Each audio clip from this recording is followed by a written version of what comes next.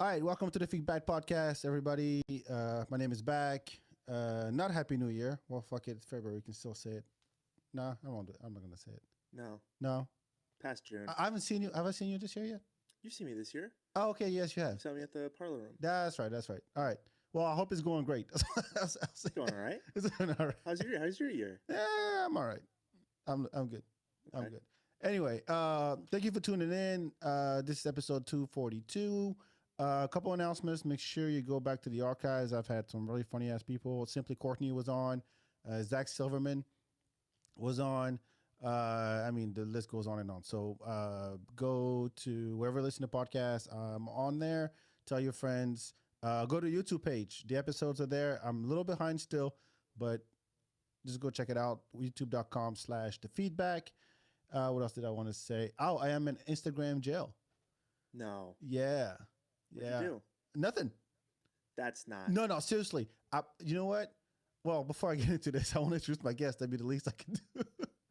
It's been a minute, man. I know. I got the very funny Pat Bernard in the house. Second timer on this podcast. Thank you for coming, man. I appreciate On this it. beautiful Saturday afternoon Having after me the again. snow apocalypse fake thing we just had. Ice apocalypse. Just, It was over. I get it. I get the whole, we need to be prepared and blah, blah, blah. But come on. I think winter in Texas is usually an isolated like last year it was a week, but this year it was 3 days. Like there's only so much winter. They were so dramatic about it. Mm-hmm. And they, make sure the grid holds up. And Yeah. the governor came out, did a news conference. And I'm like, look, man, it's not that bad. I know I got PTSD from last year. Yeah. And I respect that. But come on, there's 3 ice cubes on the ground, maybe a little Yeah. more. And then people freak out. The whole And city they're shuts all down. melted. You know what I found out? You cannot put ice on the roads. You cannot de-ice the roads with salt. You can't? In Texas because of the aquifer, because of the water. You can't let the salt go in. So that you So what do you do? Sand? brine. So what do you do?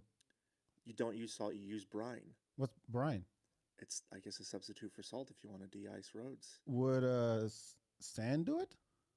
I don't know if sand would de-ice something. Sand doesn't like collect liquid. Sand is like it kind of like salt soaks in liquid. I think sand like keeps it out. That's why like beaches Well, just so you can drive on it. put sand on the road. I sound dumb as fuck right now. I don't know how salt works. And I don't know. Okay, so then why is it that it's only on overpasses and bridges and not on regular roads? You heard about that, right? Yeah, Like, say be well, careful I've on seen it. overpasses. Like the higher you go, but a bridge over a highway, Yeah, not and you've higher. seen those signs. Bridge may be icy. Yeah. as opposed to Why just the just bridges, road. not just the road? It's definitely having to do with Just a scientist. Go ahead. Mr. Scientist. I know you. I shouldn't have opened you- my mouth about. I heard from a Brine. guy I never about heard- brine and salt. I didn't hear from anyone about bridges.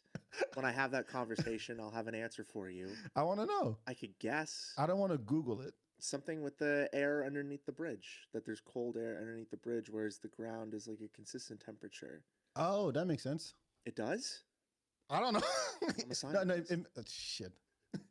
He just found out like yesterday. He like, oh yeah, there's air under a bridge. That's exactly why. That's the only Found out difference I yesterday. see. This is gonna be a long podcast, y'all. Because when Pat and I get going, it's always a long conversation. But anyway, yeah, I am in IG jail. Okay. I posted the first post I put up was a story, and I just had the Senegalese flag on it and said "Go Lions." It was just your story. Yeah, my story. It Okay. just said "Go Lions," Mm-hmm. Lions of Senegal. If you watch soccer, and "Go Lions." We're in the finals, Mm-hmm.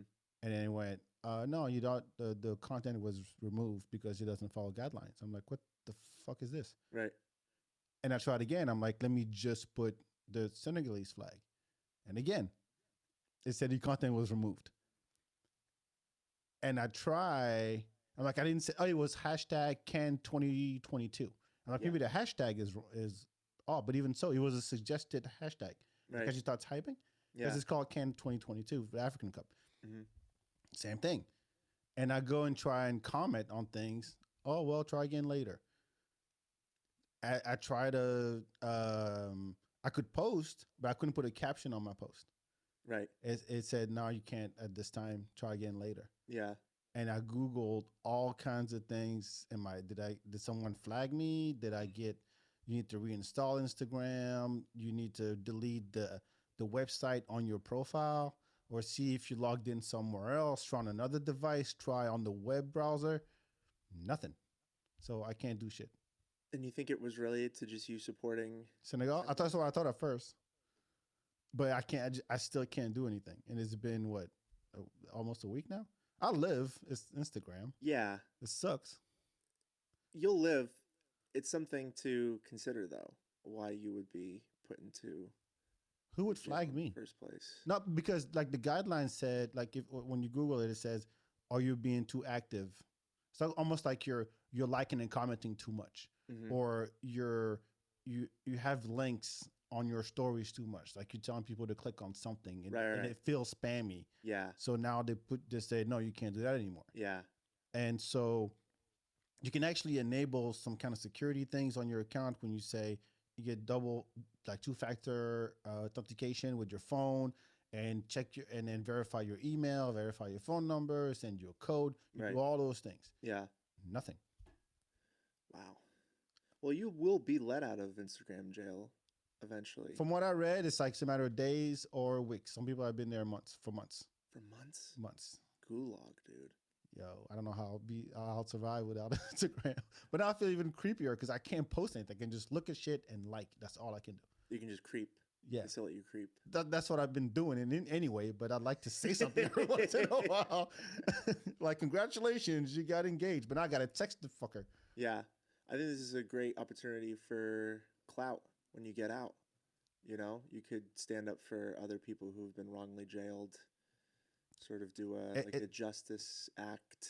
But it's like, at least before I had the option of saying something or not saying anything. Mm-hmm. Now I can just not say anything about anything on there. I can't comment. I can't. What a life, man. Yeah. Well, good luck to Senegal. Yes, Hopefully that doesn't get censored. I hope so. For supporting. I hope Senegal. so. I hope so, man. Yeah, I'll live. I'll be fine. I wish I had the. I don't know what it would take from. I don't know if I have the stones to get myself in Instagram jail. You know. What would you post that would be like, oh no, sorry, I Pat think Bernard? It's very easy to understand what you could post to get jailed. You know. Okay, if you, I mean, Like a extreme. Yeah. We could go like a decapitation picture. Yeah, sure. Like an ISIS video that would probably get you. No more of this. This feels spammy. Yeah. This doesn't follow all guidelines. Right. Or share false information about COVID. Maybe Facebook be like, That's true. Yeah, they'll get you for that. Yeah, so you should look at the guidelines first and then sort of go from there. See what it's telling But you. nobody reads those until they get caught. Guidelines. Exactly. Yeah. Do you read the user agreement before? I don't read American laws. And I should read those. That'd be very helpful. Happens. Yeah. You're selling your soul. You should know about it. That's eventually. It's gonna come back and bite me if I actually agree to this. But no, I really, really want this antivirus software. Yeah, you just gotta jump into the social media pool blindly. But now people won't know if when a new episode's out. That's all it is. New episodes of the FeedBak podcast. Yeah. That's all. Well, actually, no. I could just post it and not add a caption to it. But it's like, will Instagram take a post down if it has too much text in the picture? You could just put your own caption at the bottom of the. You could just meme your own. Yeah. That's probably what I'll do. Okay. Like I actually posted, hey, here's the post with my Senegalese flag, and here's Instagram's response as just a post. I couldn't caption it or anything, and I had in there, yeah, I'm in jail right now, so I'll be back soon, and that's how I'm going to interact now. I won't say anything. I'll just talk in pictures.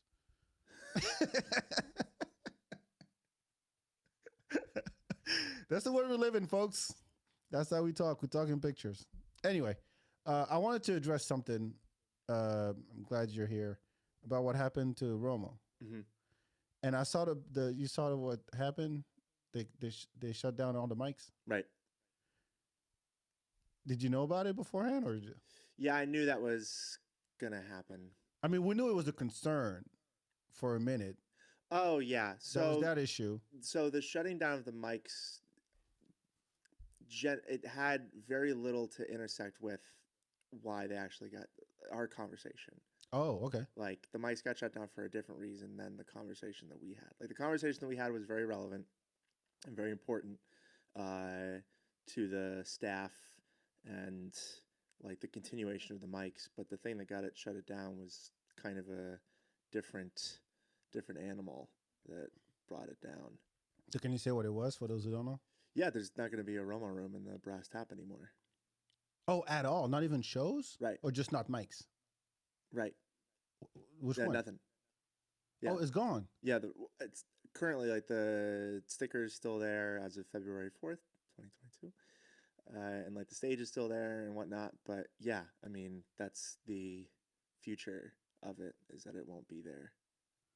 Oh, fuck. I thought it was just about the mics, but it still kept the weekend shows and damn it. Yeah.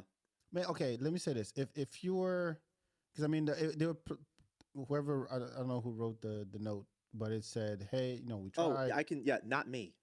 No, okay. No. Very proud of that, by the way. Yeah. Good for you. You left before the ship sank. But it's like, comics just not respecting the space. At least that's what I got out of it. Yeah. Like, hey, they're showing up late or not even showing up or asking or bumping people. Mm-hmm. Or, I mean, at the time it was like they were bringing their own drinks into a bar, which is fucking ludicrous. Mm-hmm. And it's the few fucking it up for everybody. Yeah. Knowing that, Romo was the place where you had mics pretty much every day. Mm-hmm. Now, whether there were audience there or not, I think it was consistent. And then from what I saw, and that's probably a tribute to you, is that the last month or so had some pretty successful nights. Yeah. Just show-wise. Got you. Right? Because you were doing the programming for that. Yeah, for the shows. Right. Mm-hmm. But then to go from that to comics just taking it for granted and fucking it up, that I can't, that pissed me off, honestly. What pissed you off? That the comics were doing it, or that the few every time the few fuck it up for everybody, I'm like, that's that's okay. That's true about everything. Yeah, but the few will fuck it up for everyone. As far as like the open mic narrative being that the comics are the reason that it got knocked down, I'm gonna say that has some less than truthfulness to it. Oh, really? Yeah, dude. What was it? Yeah, so our conversation that we had was like the staff is mad because people did do that. Yeah. People did bring in outside alcohol. People did like pour their own beers from the bar. Like people were being assholes. You can say it. Yeah, people were, I was gonna say disrespectful, but yeah. No, they're assholes. I'm sorry if it's not your bar. You can't do that shit. Agreed. To say that like, oh man, the comics acting this way is the reason that it got like all these comics were bad is the reason that it stopped is not 100% true. It got stopped just because the Brass Tap said we're not doing Romo anymore. Oh, okay. The Brass Tap said we're not doing this anymore. And so all the functions of Romo were then ceased. And I think another conversation that I was not a part of happened, which I feel poorly speaking about conversations I weren't a part of. Mm-hmm. But clearly another conversation happened where it was, can we continue the mics rather than the shows? And Brass Tap was like, no, Romo's out for all things. And another thing, those mics that you guys ran, and then I think that the Brass Tap talked all their shit about open mics, and then that became the narrative that was posted, because it was probably the last conversation the poster had before they posted. Okay. So I think it was just fresh. But I mean, having an open mic gym is saying, I'm going to have a fish tank, right? And if you're the one who owns the fish tank, you also have to be the one that has like the cleaning supplies and like the little devices, well, whatever. The metaphor can get lost on anybody. Right. But you have to clean the tank and like maintain the tank. You cannot say after not maintaining the tank that, oh my goodness, look how dirty the fish made the fish tank. It's the fish's fault that it's so dirty and we can't have it anymore because the fish are so dirty. Anyone who runs an open mic gym should just know that's how that works.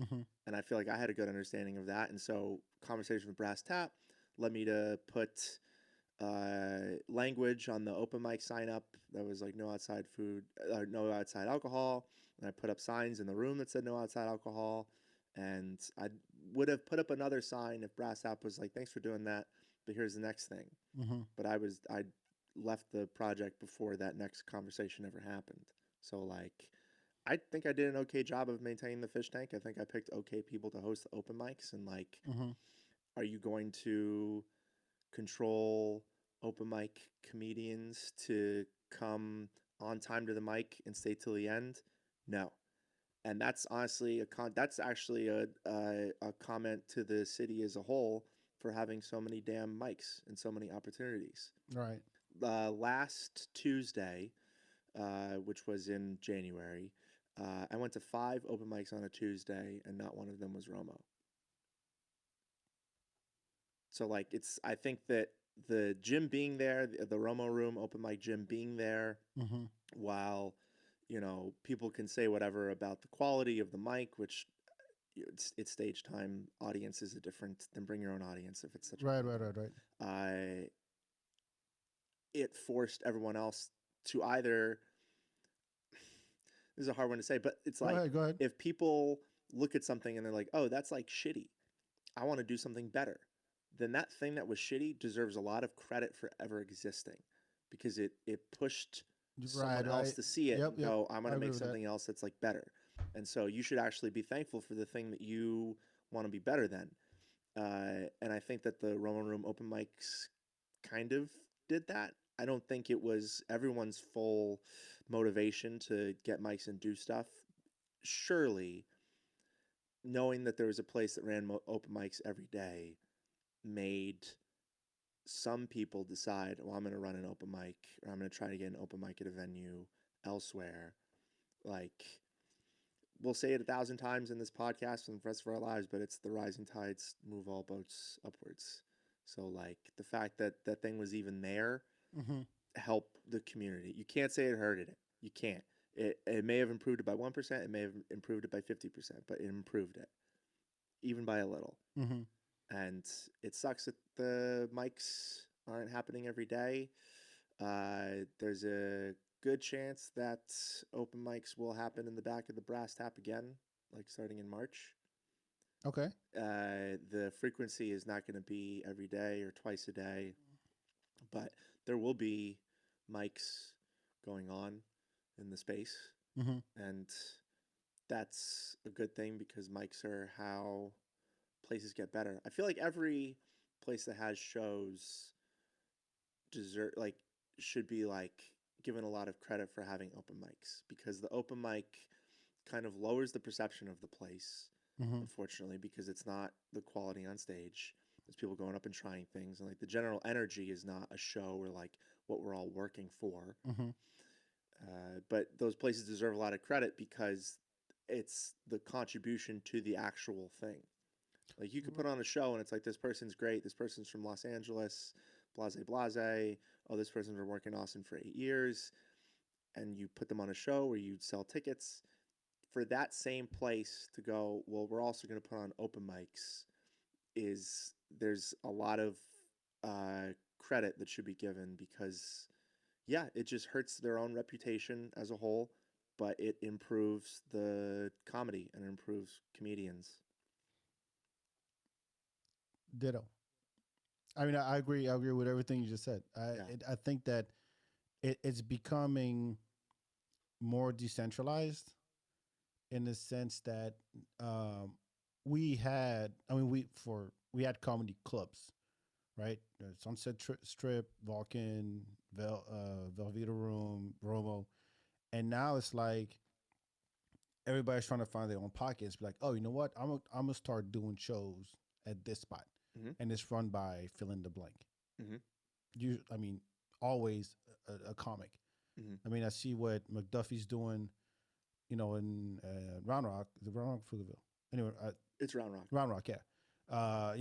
Daniel Gonzalez started a thing over at some brewery up north, Mm-hmm. and you're like, yeah, you don't need to drive all the way down the creek to get stage time. It's more of a, yeah, there's pockets everywhere, but it's whatever works for you.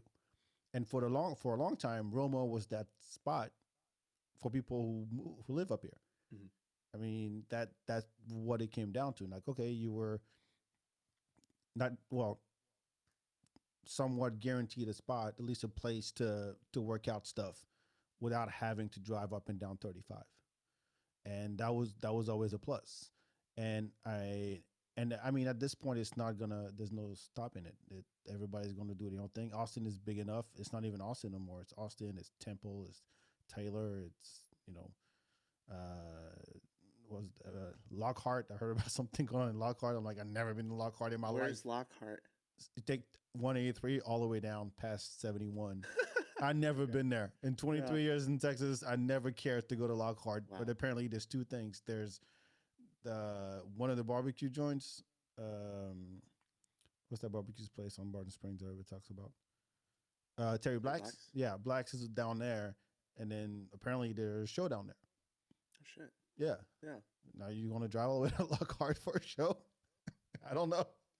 But it's fine. It's growing so fast, and that there's a be a place for everybody. And if Romo's not part of it in the future, it has its place. It had its place. I agree. Definitely. I agree. Help things, help people. So I can't shit on it. It's sad, but it is what it is, and you can't just dismiss what Romo brought to the Austin community. That's it. I'm damn sure you can't tell this story without having to mention it. Yeah, I'm damn sure. So shout out to Rob. Yes. Shout out to Romo Senior.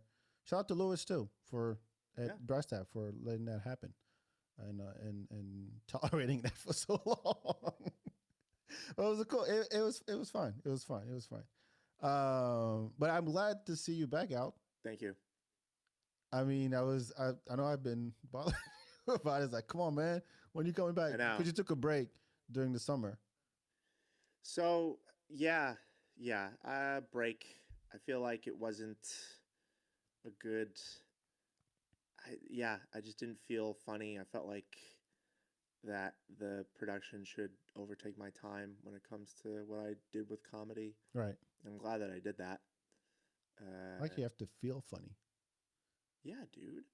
Like, don't you? You are. You're not. Yeah, you are. You're not. But like, there's something mentally there too that like you're gonna get up on a stage. You're gonna talk about some things. You're gonna create some tension. You can not be ready and just go up and do poorly. Sure. As long as you're doing it. But you should feel funny. You could be like, "Oh, I'm not ready because I haven't written in a while," but that doesn't mean. I mean, again, this is what I've learned in the past couple of years, that you can't tell someone how to feel. Right. But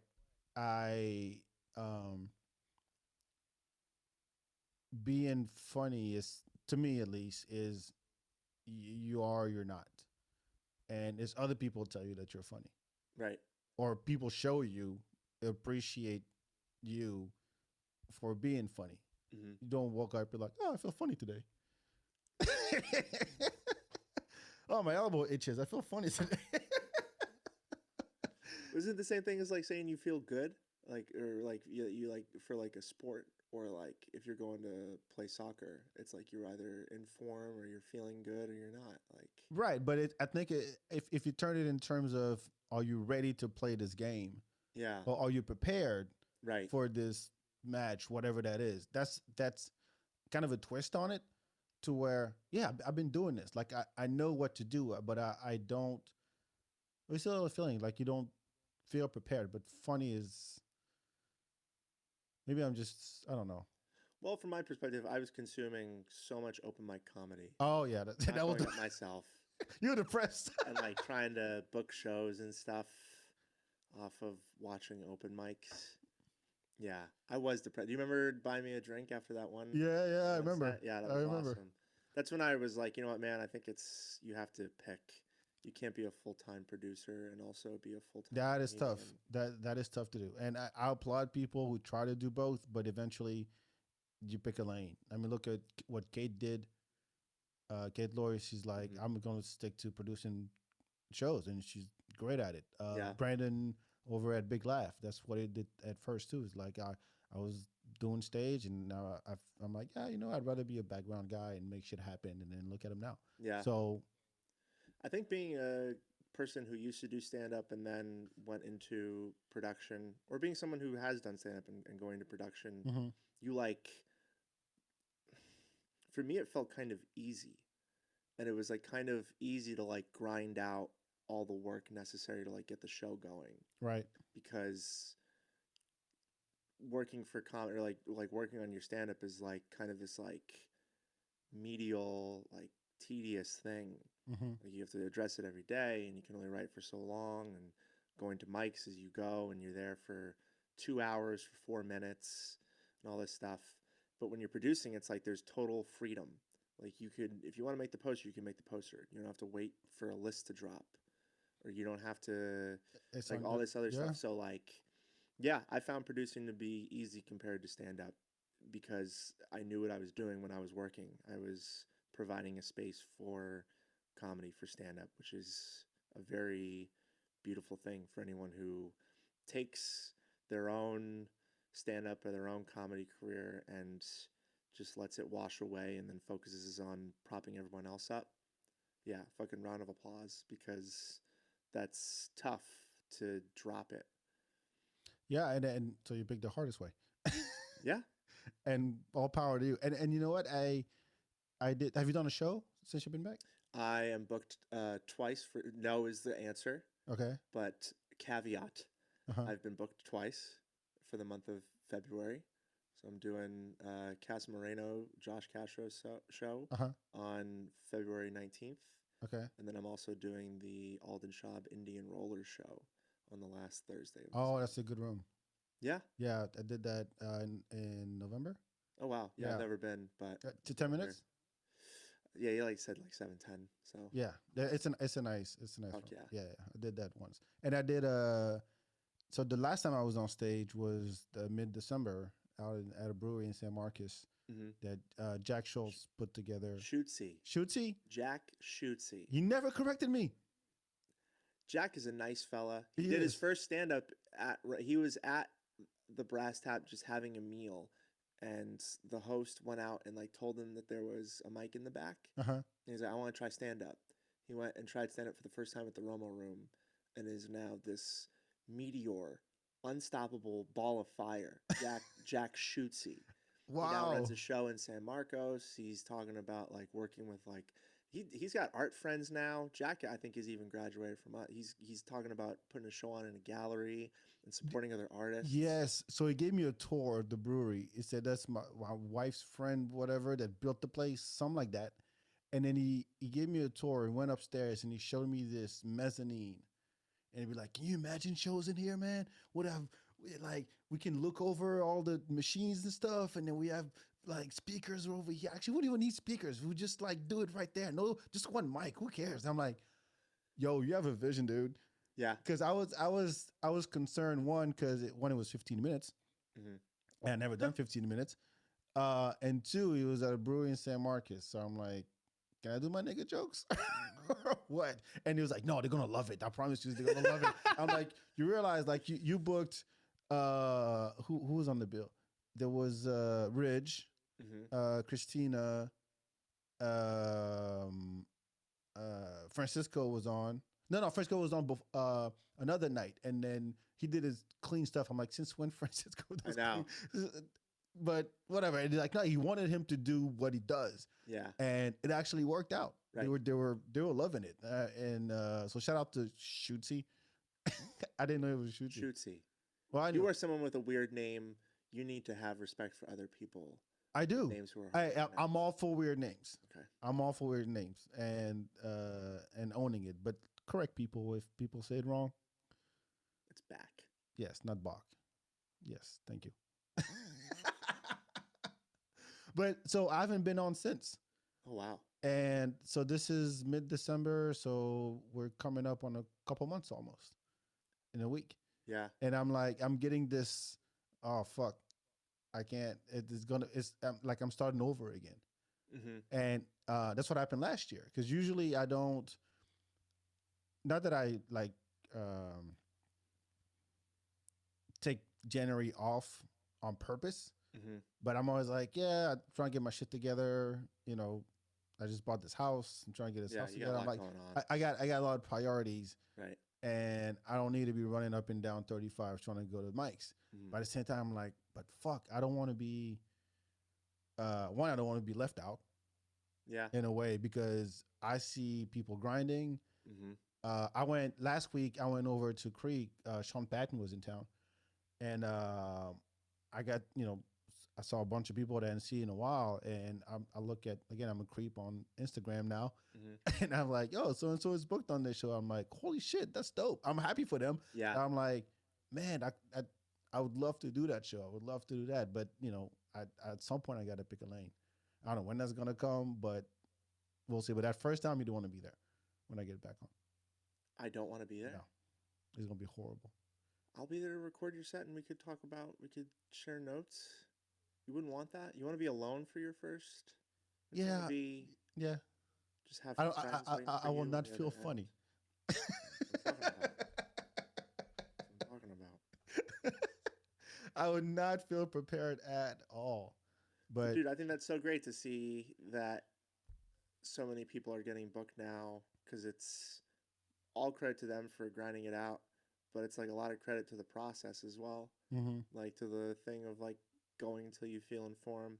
That's what's a little daunting, especially when I wasn't doing it, is because I knew how much I had to work and how long it would be before I felt like truly confident again. mhm. Like it's like about 5 months of going all the time until I'm like, yeah, you could put me up for 10 minutes and I'll do, at the worst mediocre. Right. Like that confidence only comes from the time and the grinding it out, and there's so many comedians who necessarily didn't start at their own room, but I saw at their own room when they moved into town. I Mhm. was like, yikes. But fast forward 5 months, I was busy, my head down producing shows. I look up and they are good. Yeah. So It's a grind. yeah. It really is. But the equation for me is priority. How old are you? I'll be 40 in a month, man, Okay. and I got shit going on. Yeah.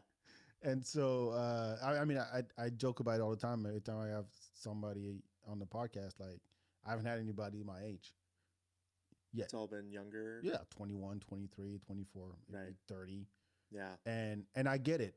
Um, it's just that I don't know. We'll see where it takes me. Yeah, dude. I'm not. I don't want to stress over it. I'll put it that way. Good. You shouldn't. I don't. Yeah. 'Cause 'Cause that's a recipe for I feel good, disaster. and at a minimum, and I've always said this, and if this is your first time listening and trying to get to know me, I'm a fan of comedy first Okay. before being a comedian, Okay. and even calling myself a comedian is like, really? Yeah, okay. Yeah. I think I'm funny. People take that back. I've booked you. Yes, you have. You're Yes, on you the have. best of show, dude. Huh? You were on a show with Hans Kim and Francisco and Michael The Burnett. OG one? No, the best of. Oh yeah, the best of. That's right. Yeah, dude. That's right. That's right. That's right. Yes. Yeah. And to me, it's more of a like I look at people. I watch people on stage, whether it's a show or an open mic, and I'm like, I know I'm funnier than that. Seriously, Right. that happens. I mean, I'm sure everybody has that moment when you're like, not like why him, not me, Mm-hmm. because I can still be happy for that person on stage. Yeah. You're like, yo, I recognize that this is not easy. I get the craft, and you got to get out there. You got to try shit. I respect all that, and anybody who has the balls to do it will have my respect, no matter who the fuck you are. Yeah. And if it's not funny to me, it could be funny to someone else. But whatever, I respect that. But I don't sit here and think I know what funny is.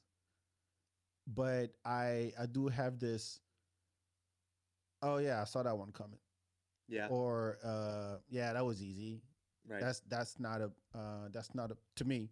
That's not a punchline. That's just yeah, you said something everybody likes. Mhm. You know what I mean? So Yeah. I analyze it on a different level because I'm such a nerd about it, and I've talked to so many comics, professional and non-professional, Yeah. that I'm like, I what Non-professional. I don't want to say amateur because that's most people. Shit. Yeah. Yeah. And so it's still interesting to watch and analyze. Like I saw, so when Sean was here last week, I went and saw him on Friday, and he was preparing for his hour. He just taped in New Orleans like Oh hell this yeah. past weekend, yeah. Hmm. And I saw him on Friday, and I came back on Saturday, and I was talking to him afterwards, and I was like, "Yo, this is solid." And I said, I did notice the difference between Friday set and a Saturday set. Like there are things that he said in Saturday that he didn't say Friday, and he's like, "Oh, I'm glad you noticed that." And I'm like, "Yeah, this type of shit I pay attention to." Yeah. Yeah, haha, all day because it's funny, Yeah. Hmm. but it's when you're such a nerd about it Yeah. that you actually pay attention to the craft itself. Yeah. It's a different type of funny. It is so beautiful to see someone who's very skilled go out more than once in a weekend. Like just because you can consume the differences, and it's not even like a difficult thing to figure out. Yeah, Why were they changing it? Why are they doing different things? Why are they switching it up? Like, I just want to know what happens in that moment when you just like, yeah, I'm used to telling the story this way, but I'm mhm. gonna add these 5 lines Yeah, it is. just cause. Yeah, but I feel like that's also being like asking a painter, why'd you paint it this way? He's like, I don't know, I just did it. Like it's Right? No, something intuitive that they exactly. gain Yeah, from I all the totally get it. years. I don't think it's planned. Right. I think it just comes out, Hmm. and then you're like, okay, hit or miss, Yeah. and then you keep going with the rest of your stuff. But it when it feels like when you see it both ways and it still feels effortless, Yeah. that's where you're like, oh shit, yeah, that's 20 years, 20 years doing this shit. Yeah. And it's incredible to watch. So and again, so I'm a fan first. So if down the road I end up And just you'll always be a fan. no, that's not going to change. Right. That's not. I'm talking about if it comes down to oh shit, I got way bigger things to deal with, and I'll just stick to the podcast. I'm fine with that. Hmm. You know what I mean? Yeah. I'll go up whenever I go up or whatever. But it's at some point I'm gonna have to pick a lane because I'm taking Yeah. on a lot of shit right now. Yeah. Yep. 2022. Here we go. You just gotta have your goals for it. That's everything. You just gotta have your goals before you start. You just gotta know where your finish line is and Yeah. go from there. I mean, you could like it, I guess, but yeah, I think you should have the end in mind before you start any of these deals. Where are you gonna be? Where you want to be? I'm gonna win the Mark Twain Prize for American Humor. All right. That's the bar. So far, I mean, Jon Stewart, Dave Chappelle. yeah, it's there. It exists. Yeah, it does. They give it out every year, so it's not like I have to. Like One the Olympics, one day, World Pat Cup. Bernard. Yeah, I respect that. yeah. I'm That's not. my I'm goal. not gonna smile and make you feel like I'm talking shit right now. That's I'm not fine if making you talk fun of shit. it. Yeah, because it's Good. not something Thank that you. anyone can Thank stop you. me from thinking anyway. Exactly. Dreaming It's is the free. line from Dreaming is Free.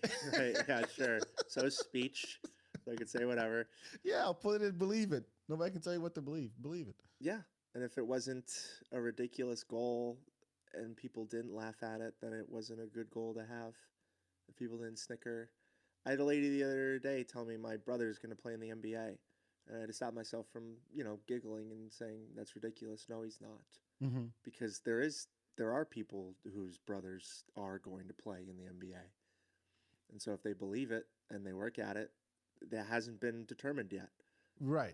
So if that's their destination, I'm not going to benefit from their move anyway. I'm not going to benefit from the brother being in the NBA anyway. So what do I actually have to gain from judging it? Or I'm not going to help it. I'm not going to hurt it. So just hear him out and say, bless up and good luck. Do you think that uh, you're hard work regardless of what you're getting into, right? Yeah. But then it's either okay, this is my goal. I'm going to make it happen no matter what. I mean, so for some people it happens when they're 14. Like I'm gonna be a painter. Or I'm gonna be Right. I'm gonna be a comic, and I'm like, and I envy those people. I honestly do because I didn't have that at all. Mm-hmm. But then it sounds corny, but the universe pushes you in different ways, and it feels like it's not even in your control anymore. Okay.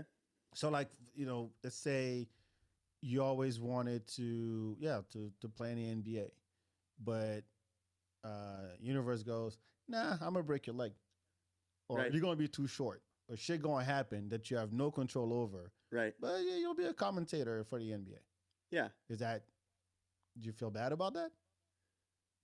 Or you're like, that wasn't my goal at all, or you end up doing something totally different, like a Yeah. real estate agent. I don't know.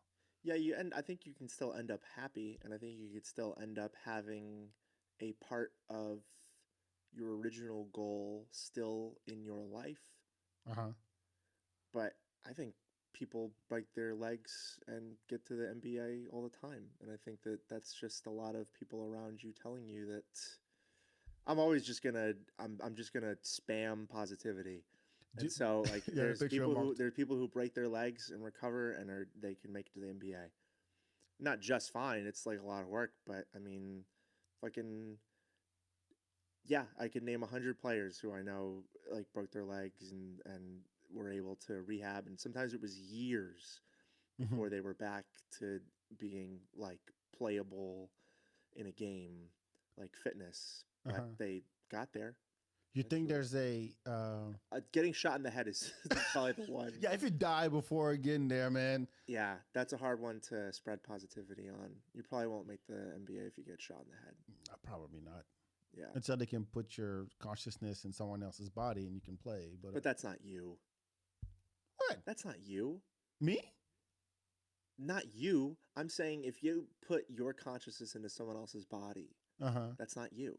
That's the other person. That's your consciousness. No, you are the whole. You are everything. What do you mean? You are the sack of meat, and you are the brain, and you are the consciousness. No, but sack of meat doesn't work without the consciousness in the brain. The consciousness doesn't work without the sack of meat back. Yeah, you can. No, it can't. You can still be if they put your brain. Oh, now you give me like what the fuck? You're an idiot. Talk. You give me that idiot. Yeah. Okay. I don't know why bridges get icy, but tell me. I'm just talking here. So if they were put in a robot, okay, and you could still, it's your consciousness. That's still you. It doesn't the form doesn't matter. That's some of you. That's not you. Okay, your dick is different, or your color skin is different. But what do you do? Fucking cursing? Oh, shut up! It's my show. My dick is different? Yeah. What? That's where I went. I'm sorry. It's okay. No, I'm saying, look. Like you're okay. Everything comes from your brain. Yes or no?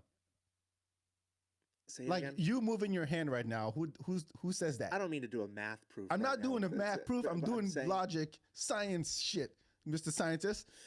Yeah, your brain is control of everything. So Okay. you could make the case that like watching an athlete play, you're honestly just watching their brain operate. Would you say if Steph Curry dies tomorrow, okay, and God forbid, and I don't know, I don't want to wish that on anybody. Let alone, I don't care for Steph Curry, but still, let's say Steph Curry dies tomorrow. What?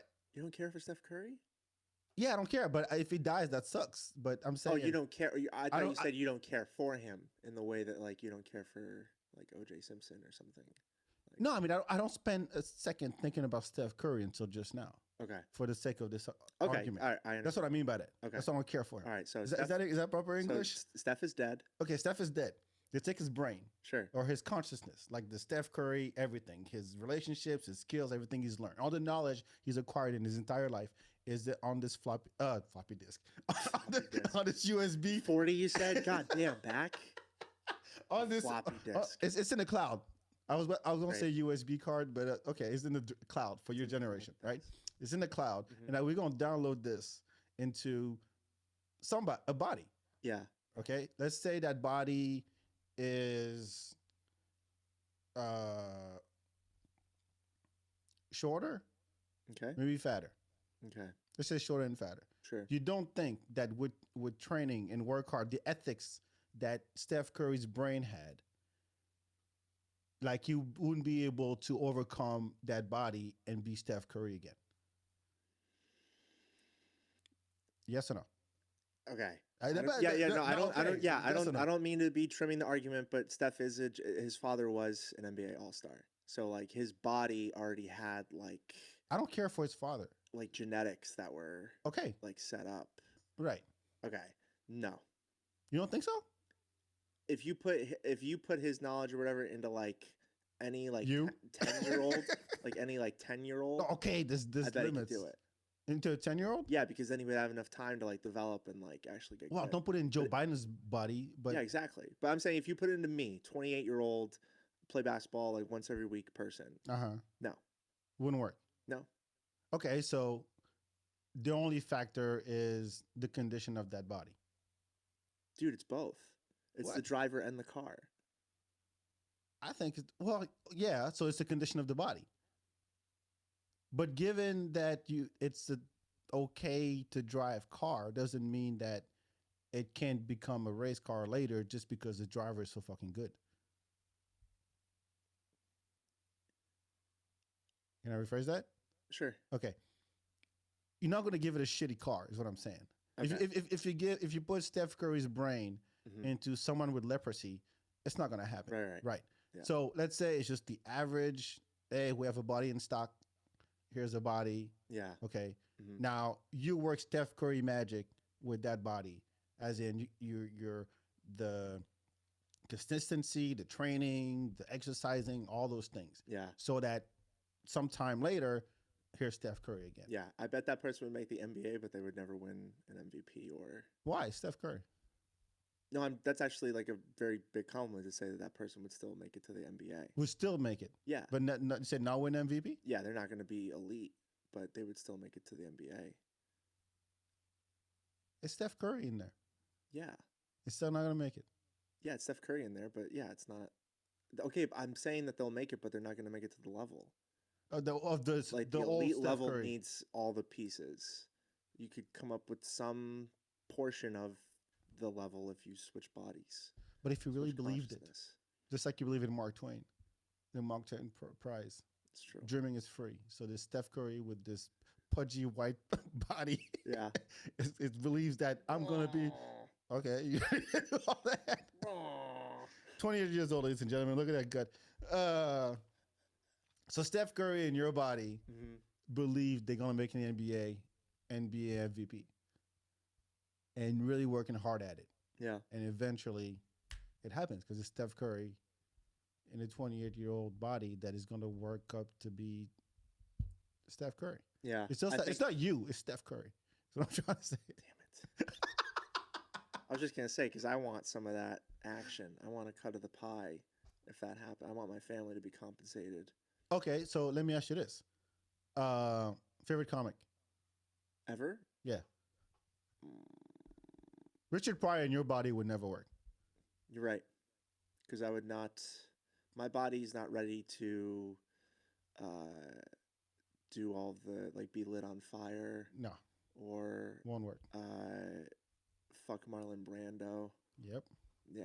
I don't think. No, that won't work. So there's a condition there. Yeah. In my Richard body, Pryor maybe. fucked Marlon Brando. Sorry. What? Richard Pryor fucked Marlon Brando. That's a fact? Richard Pryor fucked Marlon Brando. Do you believe that, or is that actually true? It is corroborated by Richard Pryor and also Richard Pryor's wife. Okay, good for him. Yeah. So Good for everyone. sure. You know, So offer you can't refuse. that's okay. Here's one: Jim Carrey dies. Mm-hmm. God forbid. And I care for Jim Carrey, Yeah. not like Steph Curry. So Jim Carrey dies, and then they put Jim Carrey's brain in your head, Mm-hmm. in your body. Mm-hmm. Are you Jim Carrey? Can you pull off Jim Carrey with the body you got? Probably. I feel like I have a lot of. Is I your have fa- like a fresh, because he's a big impressionist, so I have a lot of muscles that haven't been used in my face.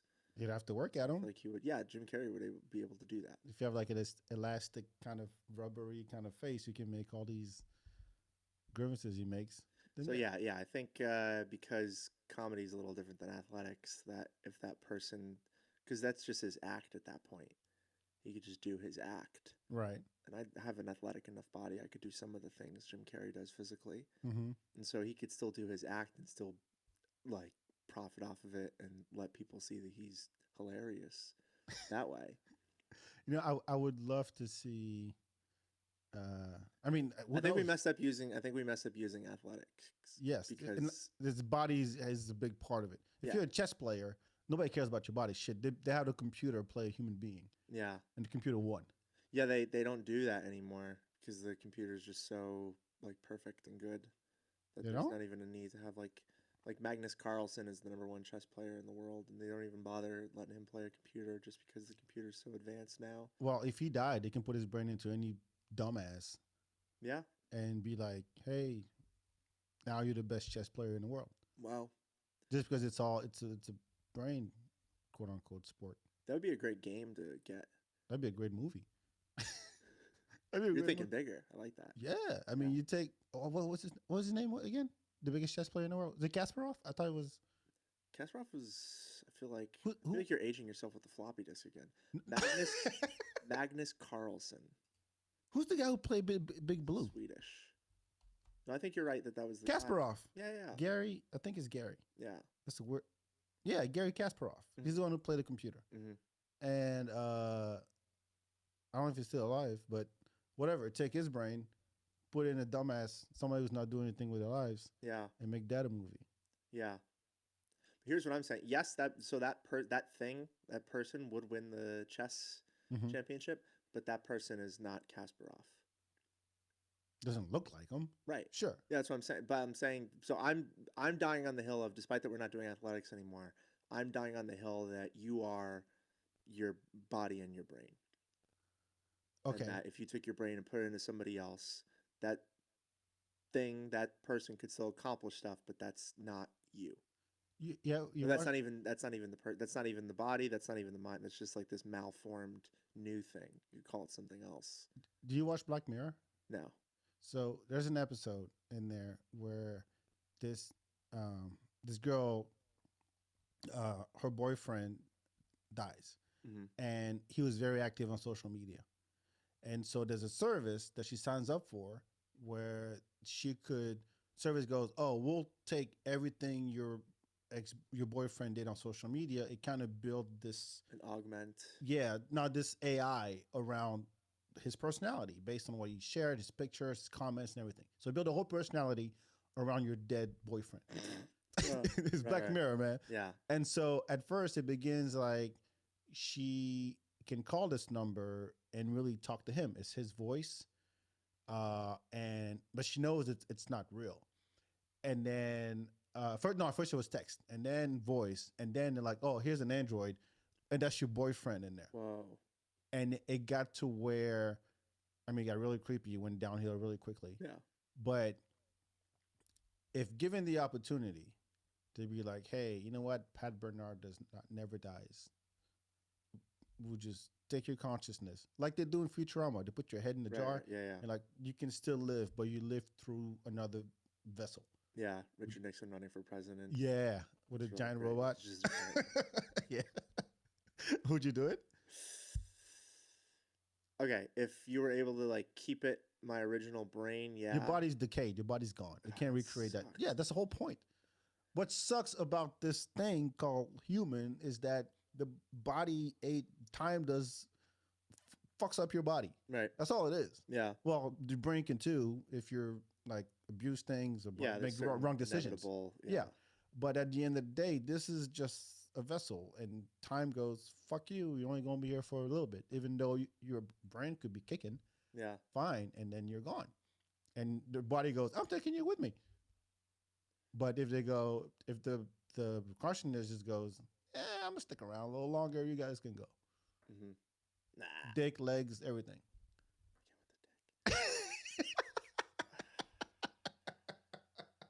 Would you do it? Yeah. You would, right? I wouldn't upload it. Where would it go? I wouldn't. No, I would just Futurama head and jar, where it's still like my original. Just the head. So it looks like you. Huh. It's got to, dude. Otherwise, it's not Bad Bernard. Yeah, it would be a different. Yeah, I would interact with society different. People would view me differently. Like a lot of stuff is like calloused and cemented in my brain based on how I look. Okay. Your head and consciousness, my body. Damn, that's a shit deal. You get the dick? What would I do? What would be the first thing I'd do? What would you do? Oh. let's say it is also I'd probably not. contact your son and apologize. Let's say I'm your real dad. You're half white, half black. No, I'm not gonna tell him that I'm his real dad. I'm just gonna say I'm really sorry that your dad's body is gonna be attached to me. I would apologize. Mm-hmm. And You're then like, but you're not my daddy. be like, I know. That's what I'm trying to tell you. You There's look a like him. podcast, episode 242. Look it up. I'm the first repeat guest, and other than John Stringer. Stringer, will be on tomorrow, episode 243. But yeah, I would just tell your son that I'm sorry. That'll be That's the first thing you do. Mm-hmm. That's the second thing you do. Because who else is invested in your body? You're single. Yeah. Yeah, anyone who's invested in seeing your person, But neck down, walking around. it's a visual then. You don't get my my dance skills. Thank God. You would want to do that. Shit. You don't get none of that. So people will be like, that's not back. This is Bat. Yeah. I like back better. Some people will say that, yeah. Oh, yeah, of course. Yeah. Some people will be really happy to see your face. Would your head be on what happens to my body in this situation? Oh, it's gone. What? I'm in a robot somewhere. Oh, damn it. I'm crushing it. I would want to keep like a... What would you want to keep? Just like a picture. I would carry a picture around. Of your body? Yeah, so it's my head on your body, and I would just have a picture. I would have a picture of my body just to remember it by. Oh. You know, we've been through a lot.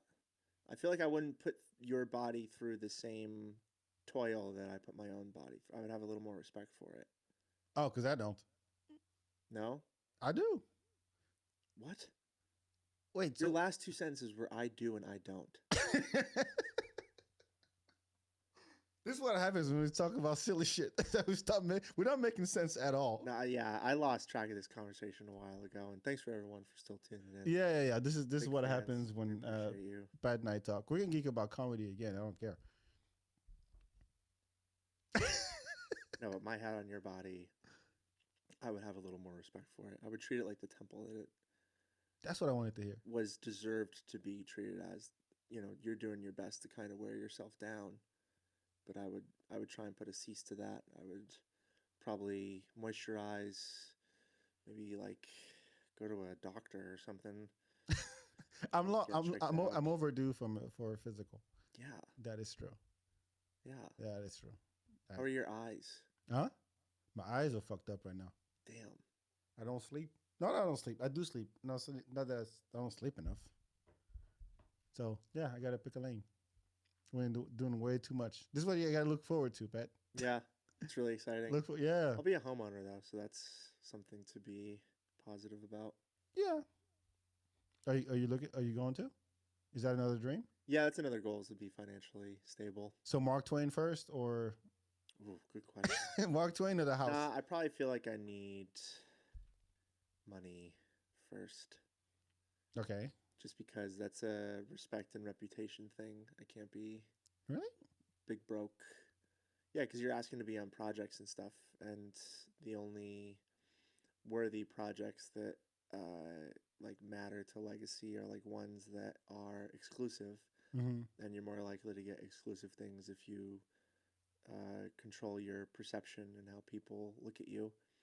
And so you have to have an air of arrogance about your finances and like that you're exclusive, that you are not accessible, that you're famous, that you matter, which is all fake. But you just have to play that game to get the roles that have the backing and will get the notoriety necessary. Do you have projects you're working on outside of comedy? Right now, I'm looking for a job. That's a big project. Yeah, Yes, that's big project a right big now. project. Yeah. No, but otherwise, I will be making content and all that fun stuff here shortly. Are you shooting something or just do Instagram? No, I would shoot something. Yeah, I got a big old laptop in my. Or I shouldn't say that. I have a desktop now that has Adobe Sorry. Premiere. Oh, What? okay. I didn't know what the computer was called. No, I called it a desktop. no, the desktop. Yeah. Yeah. It's called desktop. Yeah, So what you got on that desktop? Like scripts or what? like Adobe Premiere, so like editing software. Yeah, I have scripts and stuff of things. Gonna do a short? What would you want the short to be about? I don't know. You? I don't know. Okay. I'm just asking you what you got. I really I have no idea. Oh shit. And I didn't say I was going to help you or anything. Yeah. I'm Well, just yeah. asking Okay. generally, like, hey, you have shit on Yeah. your So mind. this month I'm doing stand up, Okay. and then we'll sort it out from there. I'm also booked on Jack Schuetze's show for March 10th. Nice. At the Yeah. brewery? Yeah. Sweet. Yeah. Doing big things, man. Trying. Don't And try. so Fucking do it. I know. So that'll happen, and then all the other things. I have a Word document at home that has all these things planned out. I have that I'm going to win an Emmy. That one I believe a little less than the Mark. Then the Mark Twain? Yeah, but again, it's worth. It's free. For. It's free. It's free. Dreaming is free. So is Google Drive. Yes. Yeah. Yes. I lost my subscription to Microsoft Office Suite. And so you had one? I had one from college, but I never even bothered to renew it. I mean, at this point, it's Google Docs, is all that stuff. You don't need Microsoft, and they can open them. Yeah, but you need internet access to change up your Google document.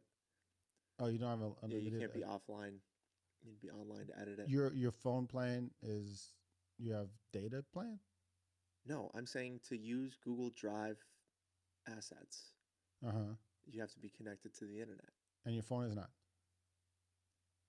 I'm saying that's the difference between it and Microsoft Office Suite.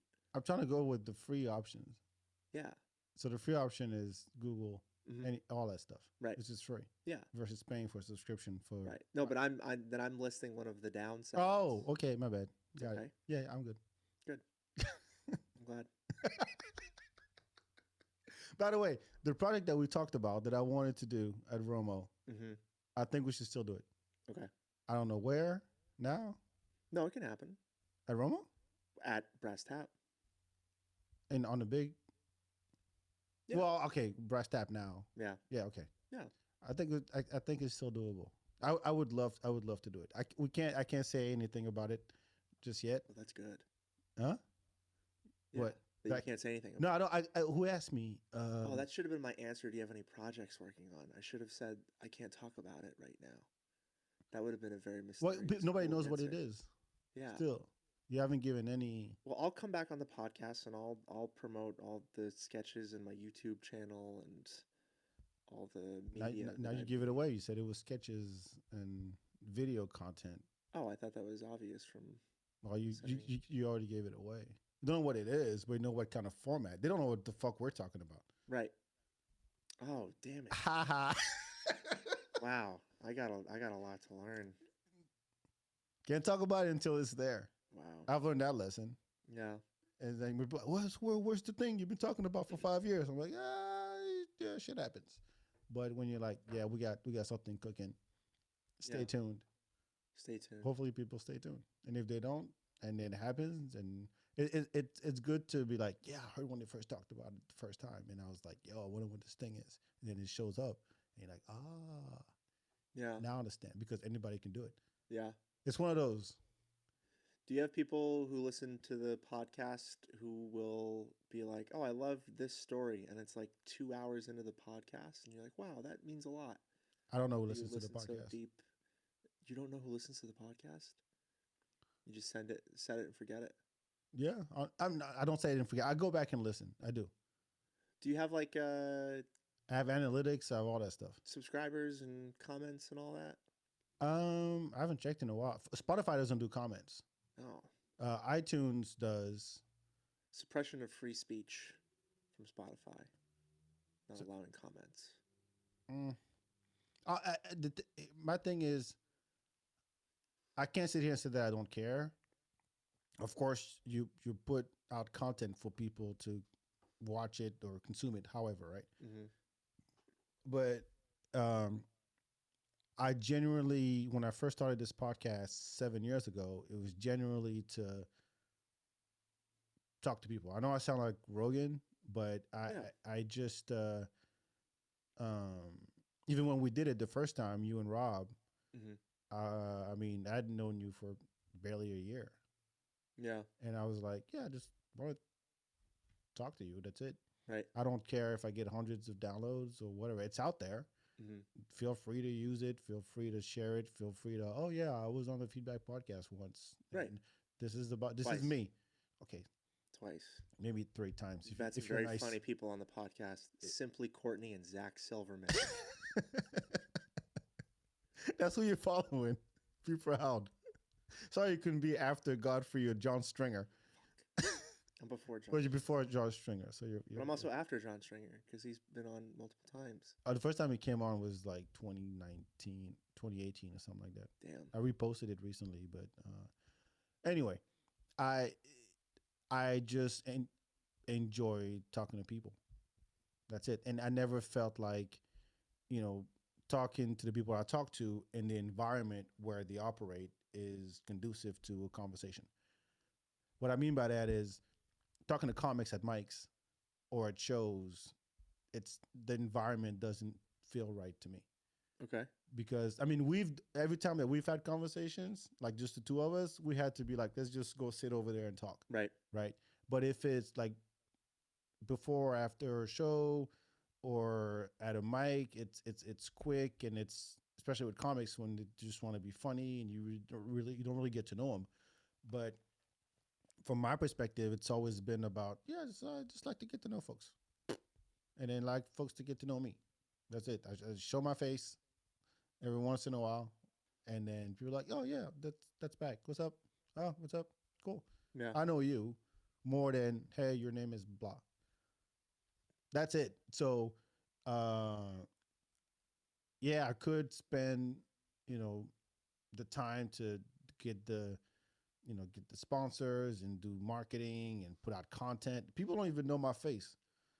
It's you're the FeedBak podcast guy. Yeah, it's in the name, stupid. If you don't, if you don't know me, you don't get this. Mm-hmm. You know what I mean? Right. So, I always felt like, I just like to talk to people, get to know them. Whoop de doo. Now you know who I am. Now I know more who you are, Mm-hmm. and keep it moving.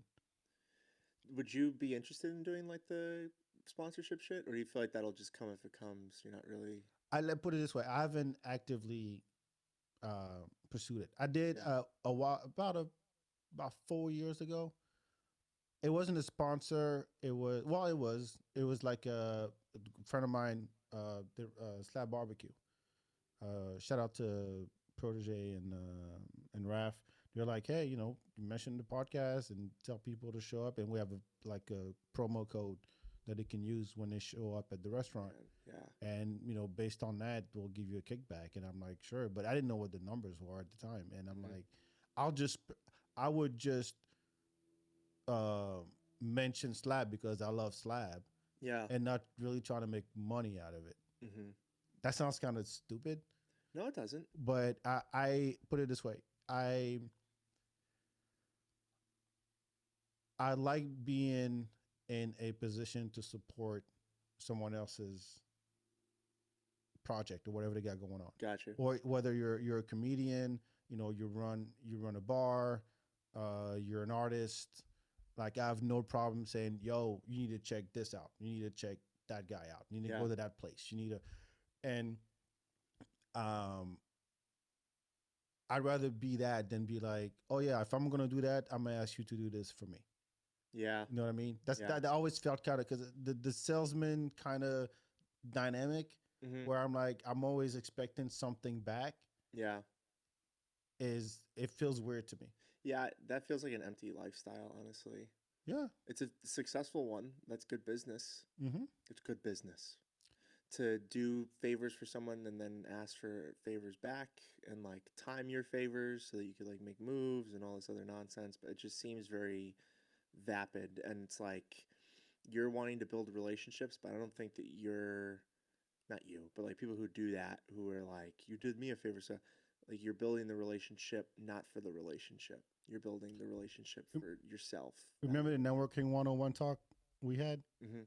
That's just that. It's like the ones that will reciprocate just out of just being a good person are the ones that matter. Yeah. Because if you come, and just to give you some context, we had that conversation at Brass Tap about, how do we, how do you, as Yeah. Romo Room, how do you network with the businesses around Hmm. and help each other out? Yeah. And I was like, it's building relationship 101. It's like you genuinely want to go out there and talk to them, but not in a, oh, hey, how you doing? I run the business next door. Can we do business together? Hmm. Because as soon as you do that, people are like, yeah, you want something from me. Right. You want my time, you want my money. I ain't got none of those things right now. Yeah. But if you actually walk up and, you know, either spend a little money or just say hi or hey, how's the family? Or little things like that, Hmm. that goes a long way. Right. And no matter who you're dealing with, no matter what industry, even, that's how you build relationships. You get closer to somebody, and then you get it back maybe tenfold down the road. Right. Yeah. But that's the thing. It's the down the road, and like sometimes years will pass in between first touch and when you feel like, yeah, that's the thing. You just can't even worry about the benefits. You just gotta be friendly for friendly's sake. Yeah, dude. Don't be a dick. That's a secret to life. Is it secret? Yeah, it's not a secret. Yeah. It's a key. Everybody, it's the key. Like, what's the purpose of life? Hmm. Don't be an asshole. Yeah. That's it. You forget that, and then if everybody just stop and be like, "Am I being an asshole right now?" The world will be a better place, because everything that goes bad starts with somebody being an asshole. Hmm. That's it. Yeah. Yeah. Well, yeah. Is that a huge statement to make? Somebody along the line, relationships, business transactions, um, sports, or someone who just didn't consider the other, who just like, hey, fuck everybody. Yeah, that's true. Yeah. I feel like that's perspective, though. I agree. I agree. Thank you. But I I'm not think that's, philosophizing over it. There's yeah, yeah. nothing. There's Oh, I love philosophizing. Is that a word? What'd you say? Philosophizing. Philosophizing. Philosophizing. That's what I said too. Philo- philosophy. Philosophizing. Philosophizing. Doing philosophy over shit. Go ahead. Yeah, no, I like that too. Okay. Yeah, and I'm saying it's perspective though, because people just act in a way that they feel like they're the main character of their own story, and so they do stuff that's like you're an asshole to like everyone else, but to them they were acting righteous. I think it's very rare that someone does something like, yeah, this is pure evil. Like Hey, that's true. I feel like people do that. That's true. Yeah. But if enough, Here I go again. Gee whiz. oh man, I'm gonna be a dick today. I wake up today, man. I feel like being an asshole. Oh, That's feeling just pretty. I feel dickish. I'm feeling like a dick. Oh. Dear journal, dear diary, I feel like a dick today, just like yesterday. Ain't that a bitch? That is when things go sour. Well, I mean, if your intentions are perceived as genuine, Hmm. um, because you've heard perception is reality. Yeah, your thoughts become Yeah, reality. so Yeah. you can have the best intentions in the world. Hmm. If you come across as an asshole, you're an asshole. Not even just what you just did, because people tend to be like, basically judge an entire character based on an action. So Yes. you could do a dickish thing, doesn't necessarily make you a dick. Right. You know what I mean? Yeah. But the mind goes to that automatically. Oh, he did that. What a fucking dick. Right. You're like, no, this dickish move, yeah. But just because you perceived it that way doesn't make him a bad person. You know what the intentions were. Yeah. The intentions were good, but the vehicle was dickish. Yeah. I think it takes a very mature person to see someone do something dickish and go, well, we don't know the circumstances. It's so much easier to be like, he's a dick. Yeah. And that's the end of it. Like, there's not any other conversation. You had to dig deeper. With age, that's what happens. Yeah. I mean, you know, man, I sound like an old uncle. When you get to a certain age, Pat, Mm-hmm. everybody's is going to come with some baggage. Something. Mm-hmm. I mean,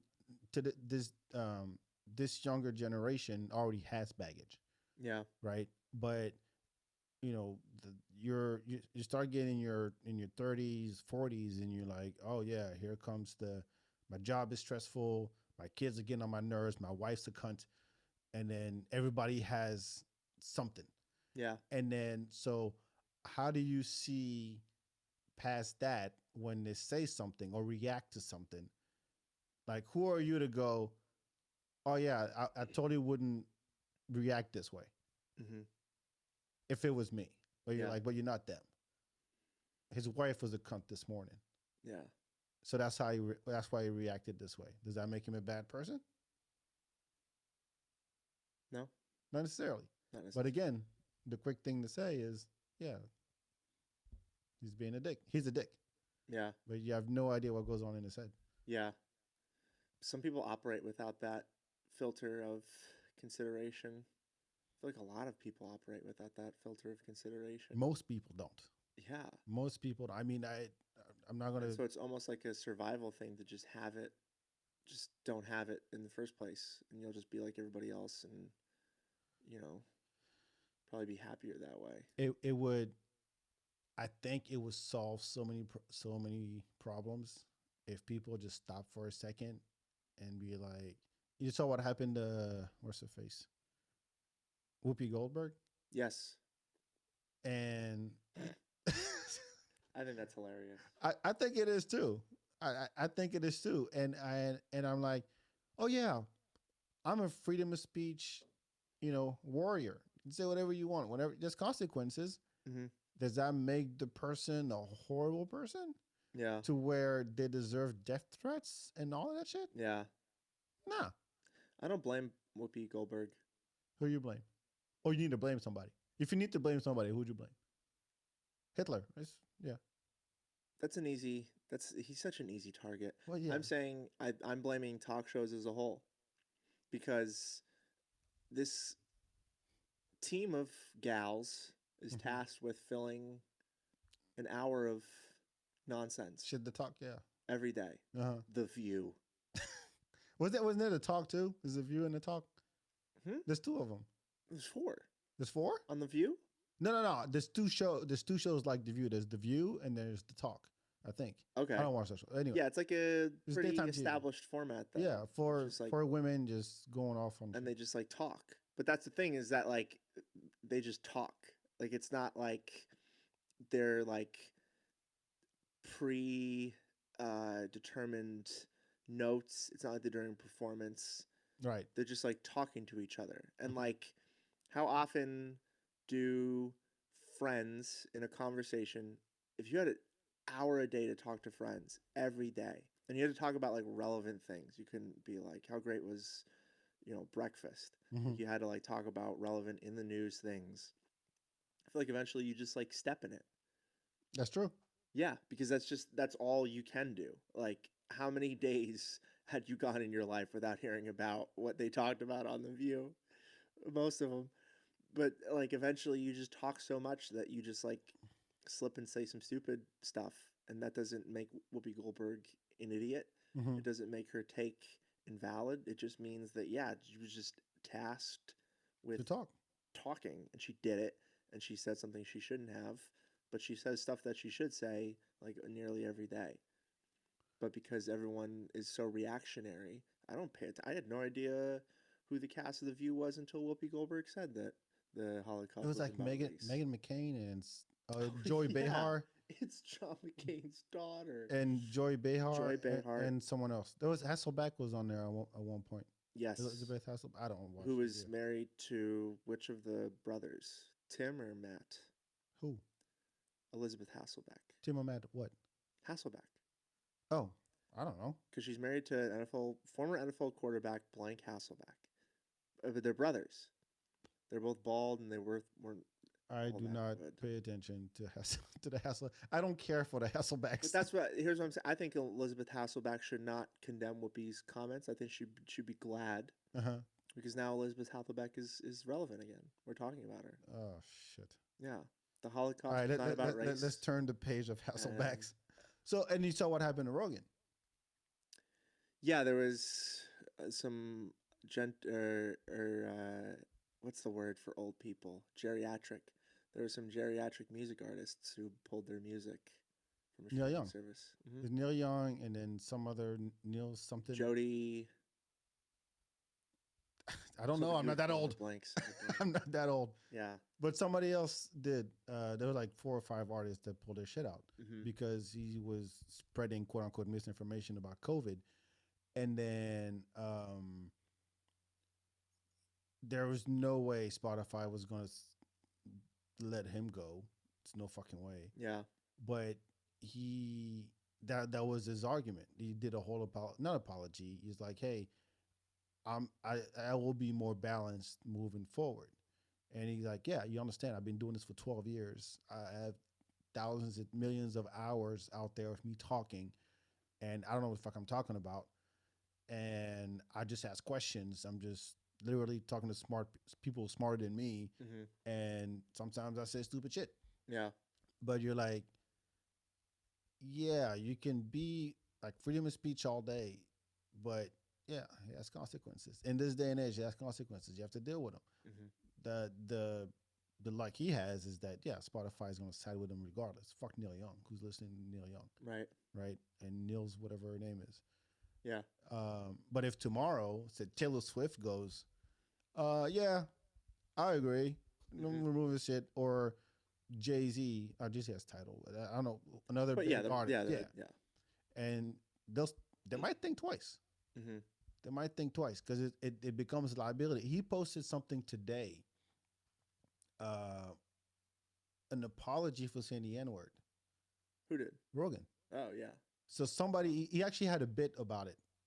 About somebody made a minute long clip of him just saying nigga over and over again, like Mm-hmm. over hundreds of different podcasts. Yeah. Right? Just totally out of context. Just Right. nigga, nigga, nigga, nigga, nigga. Just Rogan saying that, right? And so today he posted a video going, hey, there's a video out there. Someone made a compilation of me saying the N word. And I didn't say N word. I actually said the word nigga because I was talking about a Richard Pryor bit, or I was talking about Lenny Bruce, or I was talking about how it's used in rap or whatever. And it's like, it makes me sick to my stomach. I apologize for saying that, blah, blah, blah, blah. And I'm like, yeah, but you gotta, there's a it's hard, it's a fine line when you're that influential Mm-hmm. and you want to be like kind of carefree about what you say. Don't get me Right. wrong, I think people who listen to Rogan, who listened to Jon Stewart when he had the Daily Show and took that as yeah, that's my news source, or yeah, Joe Rogan is my doctor, when what Joe Rogan says is totally what I'm going to do. Mm-hmm. That's you. Yeah. You're being an idiot. Right.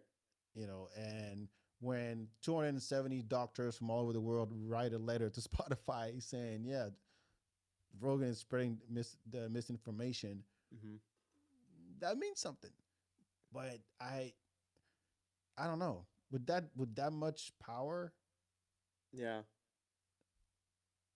comes responsibility. Well, I don't want to quote Spider-Man, but That's okay. no, it is. With great power comes great responsibility. Uncle back.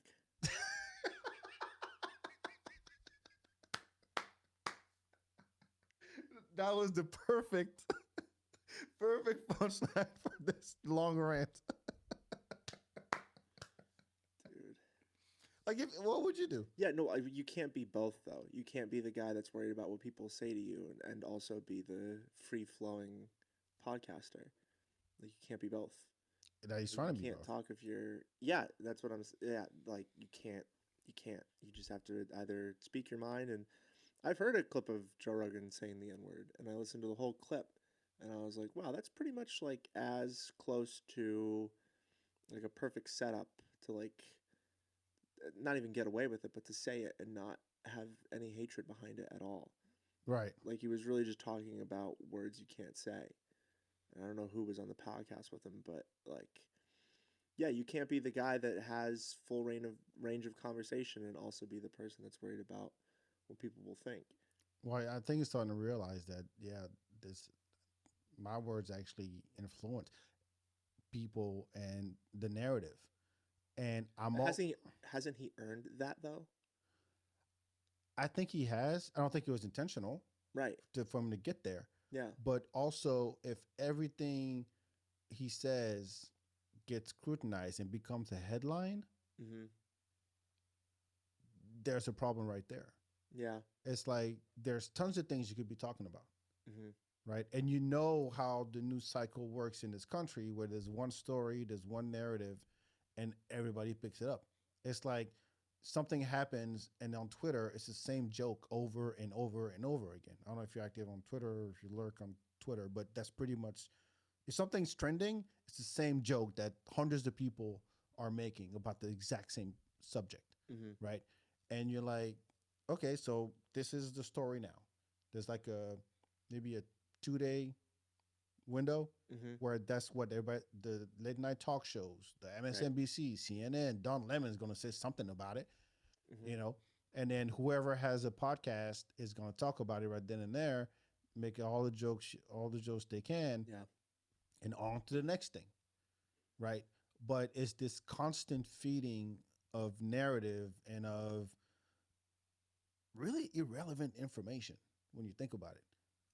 When there's bigger things to talk about, I would think, Mm-hmm. but it's this constant like feed the beast kind of dynamic. I think that's not helping at all. Yeah. Where when you get your news, when the news gets its news from Twitter, Right. Yeah. when the news gets its news from, well, somebody says something stupid, why don't we talk about that all day? And Mm-hmm. every show is going to talk about that. It's going to have 15 minutes. Sean Hannity's going to say something, and then Don Lemon is going to say something. And I'm like, Yeah. all right, what else? Yeah. And it's exhausting. The news isn't the news. The news is a ratings grab. It is. You want to put on stuff that's sensational, and you want to put on stuff that grabs people's attention. Because if you were just like every day, you're like, well, China's still killing Muslims, and there's a genocide still going on here, and what else? And then you just like talked about like things that were like kind of important. Kind of, you would think is. Yeah, Yeah. like that wouldn't get. No one would watch that because it would just be kind of the same news every day. It would be the same news every day, and it's just malformed. Like how people like get their news, which is just like other people's. I mean, how would you even define news at this point? Is it just like your interpretation of the outside world, like things that don't have to do with you? Well, it's not. It's more opinion and commentary now. Yeah, that's So, crazy. so if you, now we all know MSNBC versus Fox and so on. We all get that. But the top rated shows are the ones where this dude on the TV just saying what's on his mind. Mm-hmm. Hi, my name is Sean Hannity. Yeah, I'm Don Lemon, and I'm Joe Scarborough, and this is what I think. And yeah, people are like, "Oh, this is what he thinks, so it must be right, yeah. whatever." And that's really And you're scary. like, "No," but if someone came up and said, "Okay, today this happened, that happened, this happened, that happened," you should know about this too. Oh yeah, and then somebody, some countries at war, blah blah blah blah. You'd be like, I don't. I want to know what's in your. I don't. I want to know how you feel about this subject, and that will make me feel a certain way. Yeah, that's not the news's job though. The news is just to report the thing. Should be. Yeah. In growing up in France, so you had the 1 o'clock news Mm-hmm. on the main channels, the Mm-hmm. three main channels. You had the 1 o'clock news and the 8 o'clock news. The 1 o'clock news is way more. It's about what happened the day before, and then it's way more like lighthearted. They would do a segment at the end of the news. It'd be like, oh, let's go into this whole French town and see the crepes and how they make them, and it's like a 10-minute segment about the crepes Right. in this small town. But you knew that that's what that was. Yeah. The 8 o'clock news was a little more serious, right? This is what happened today. This is what you need to know. Blah blah blah. It's like what the whole bulletin is, I don't know, about 30 minutes or so, Mm-hmm. right? But you're not getting talking heads. It's not the boxes like, oh, political analyst, blah, blah, blah, is going to come and tell us what to think, Yeah. you know? And so I feel like they, overall, they do a better job overseas of doing that, Mm-hmm. in Europe especially, but more and more, it's the, hey, my name is blah, blah, blah, and I'm going to tell you Sean Hannity style, Yeah. what I think, and that's how you're going to think about this subject. Mm-hmm. So it's getting there. It's really scary. That's the word. I'll be dead. I'll be gone by the time. God damn it. You're not going to be gone. Your just consciousness is going to be in a robot, and I'll be fine. I'll be in the NBA and I'll earn my Mark Twain award with your head on. yeah, I'll be busy breaking the 3-point record with Steph Curry's body. Oh shit! If actually, if you want a good news source, Mm-hmm. if you want one, Mm-hmm. I'll give you one. Um, I'm a big advocate of France 24. Okay. It is based in France, but they have in like 4 different languages, Mm-hmm. and it's 24 hours on YouTube.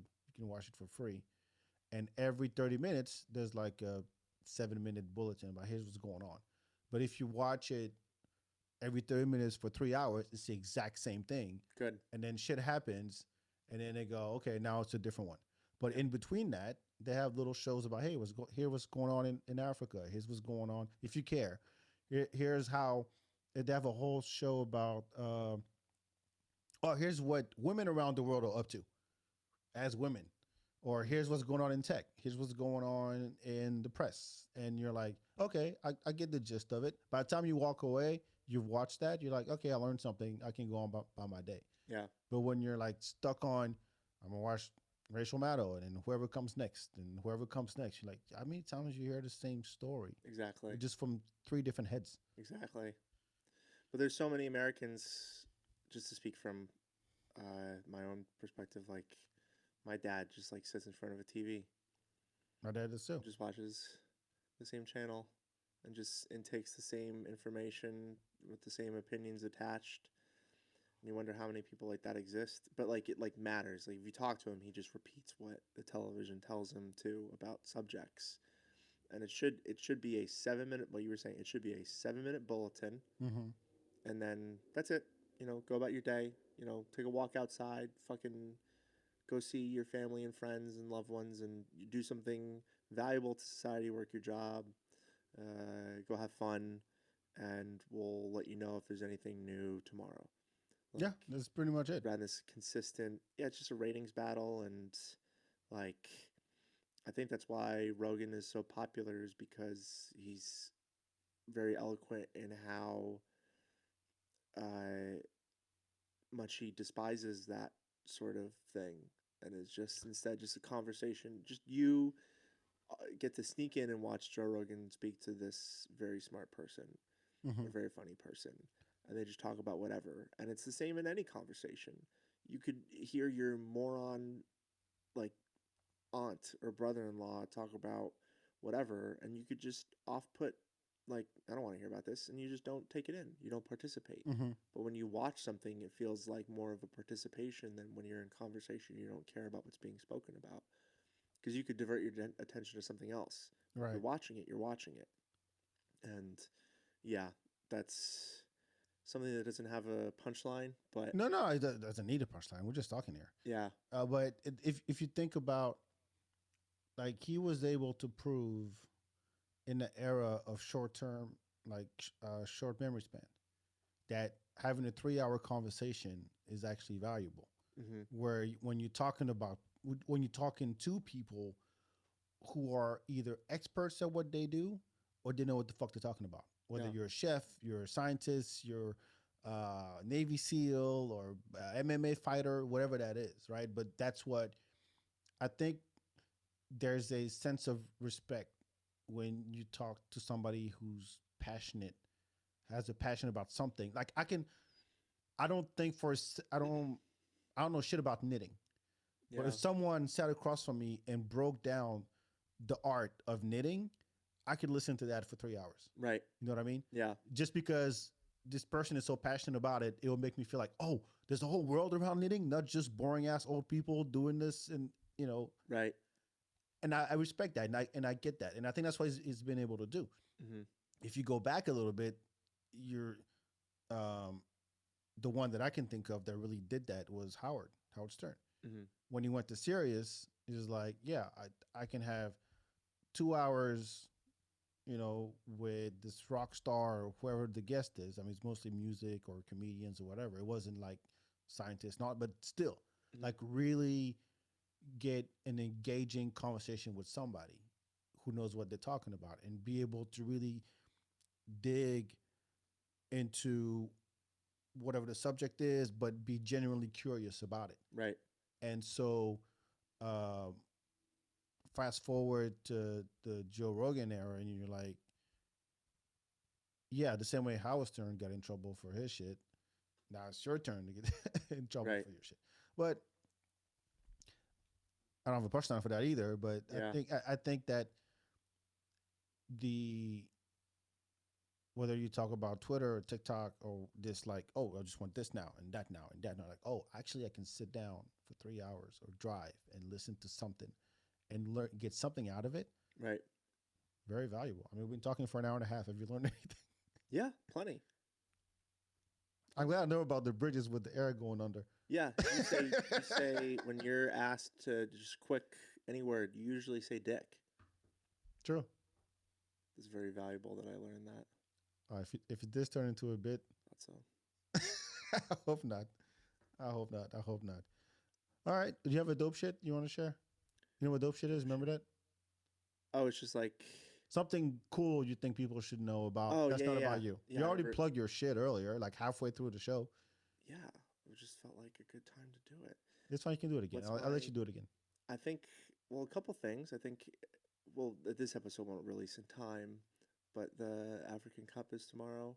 Yeah. I think it's exciting anytime a whole continent plays a soccer tournament. I think that's worthy of attention. Other dope shit. It's February, March. Do you follow the Premier League and Mm-hmm. French League and all that? Mm-hmm. Wow. Do you have Fubo TV or something? How do you No, watch it? I'm able to follow it just through my Instagram is literally just clips of comedy and soccer highlights. Okay. So I like follow a couple soccer accounts. I will like watch highlights of the games if it's like big clubs. I support Tottenham, but that's not dope shit. Do It's you support Austin FC? Have you seen them play yet? I watched it on TV. I haven't gone to a game. I never watched the game, Yeah. honestly. I know there's one Senegalese player on it. Oh yeah. Yeah, Moussa Jite. What position is he? No idea. Damn. That's Okay. how that's how interested I am. Yeah. Now I do want to go and check it out. But that's what sucks about like watching big club soccer and international soccer at a high level is you try to watch these guys play and it's like soccer's not the same as other sports. Like I could watch like minor league baseball and have a really good time Mm-hmm. because it's the same thing. But when guys who aren't that good at soccer play, it's not that exciting. That's true. I'd rather just play myself at that point. Just like comedy. Yeah, it's true. Yeah, but the when you watch a Premier League match, you say match in English, right? Not game. You say match. I will usually just say game just so everyone else follows along with me. Oh, okay. I agree it is a match. Yeah. But so people follow along with me, I'll say game. All right. So say a Premier League match. I know Manchester, Liverpool. It's like a whole other level. Yeah. And I don't have. I never had a favorite team. Mm-hmm. Even though I grew up in France, I would be for Paris because that's where I'm from. Yeah. But I just like a good match game for those who aren't following. Where it's a lot of back and forth, a lot of opportunities. I saw the highlights from it was Egypt Cameroon. Mm-hmm. Did you watch that? No. So Cameroon is the hosting country for the African Cup, Right. and it went to overtime, and then penalty kicks, and shit. Cameroon lost. Oh damn! Didn't they lose quick? Didn't I see that it was only like a 3 PK? I mean, you still got to shootout? shoot 5. Oh damn! Okay. So you got to shoot 5, but they missed twice, so that was over. Yeah, so it was mathematically over. Yeah, before they yeah. even got There to was the no way fifth they would one. come back. Yeah. Damn. Okay. And so the hosting country didn't make it, and people were just crushed. I mean, as you would think. Mm-hmm.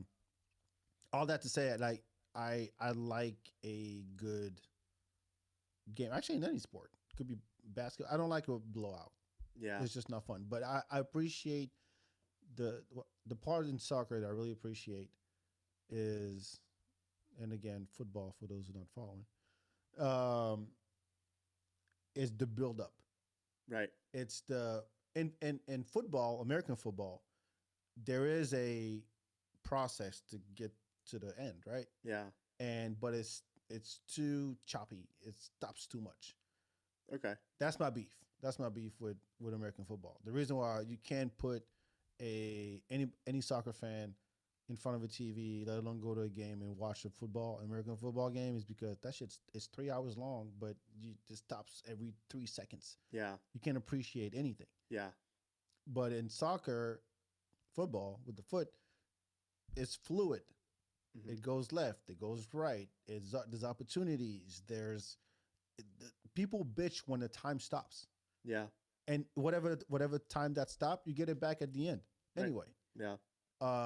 But I like the fluidity of it. I like the we're going to build. I mean, the field's huge, of course, but these are guys who are like top level, like physical condition Yeah. to be able to run up and down the field for 90 minutes. Like you Yeah. take any NFL player, they can't do that, Hmm. right? Right. So these are the top. These guys are at the top of their, you know, physical abilities, and they're doing this thing. And you watch the build up, and then you get the reward, or you don't. Hmm. But it's still, I don't know. It doesn't have the same like a football touchdown Yeah. is not as rewarding to me as a goal in soccer. Right. I agree. And I don't think I can like explain that to a American football fan. Well, I think it's like frequency that like the touchdown in a football game could happen like 5 times for a team. Right, right. It's very rare that a soccer team, even if they're kicking the other team's ass, scores 5 times. American football is like it's like just like brute force. I've been to an NFL game and it like kind of sucked What game was because it? I was at the Giants' home stadium and they were playing the Eagles and they did lose, but like there were moments where it was fun, but like yeah, it was just they go and then they stop, and it's true if you watch any football game. It's like kind of just if you're not invested in the teams, it doesn't really matter. It's Mm-hmm. like hard to watch in person. On TV, it's perfect. American football was American football and TV, like what a great marriage between those two Why? things. Because of the commercials? Yeah, so So it you can go to gets the bathroom and eat some more chips? Like, what's the. yeah, and grab a beer and like whatever's like your thing in between, and like it also like feels like the moment is building up more. Where it's like, oh shit, when we come back, it's 3rd and 5, and they have 50 yards to go until they score a touchdown, and they're down by 3, and there's only 2 minutes left in the second quarter. Uh-huh. Like there's more game management in football, and it feels more important because there are so many breaks. Like the tension builds because there's so many breaks Uh-huh. in a football game. And there is like in a soccer game, the only game management is at the end of the game you just like dribble it to the corner flag and just like box people out to be like a dick. Right. That's rubbing off on me. I'm saying Yeah. dick rub fuck. Um, but like yeah, American football just feels like people punching each other in the face. It's like I punched you 3 good times. Let me do it again. And they go okay. I you get to do it again. But yeah, soccer is just nonstop.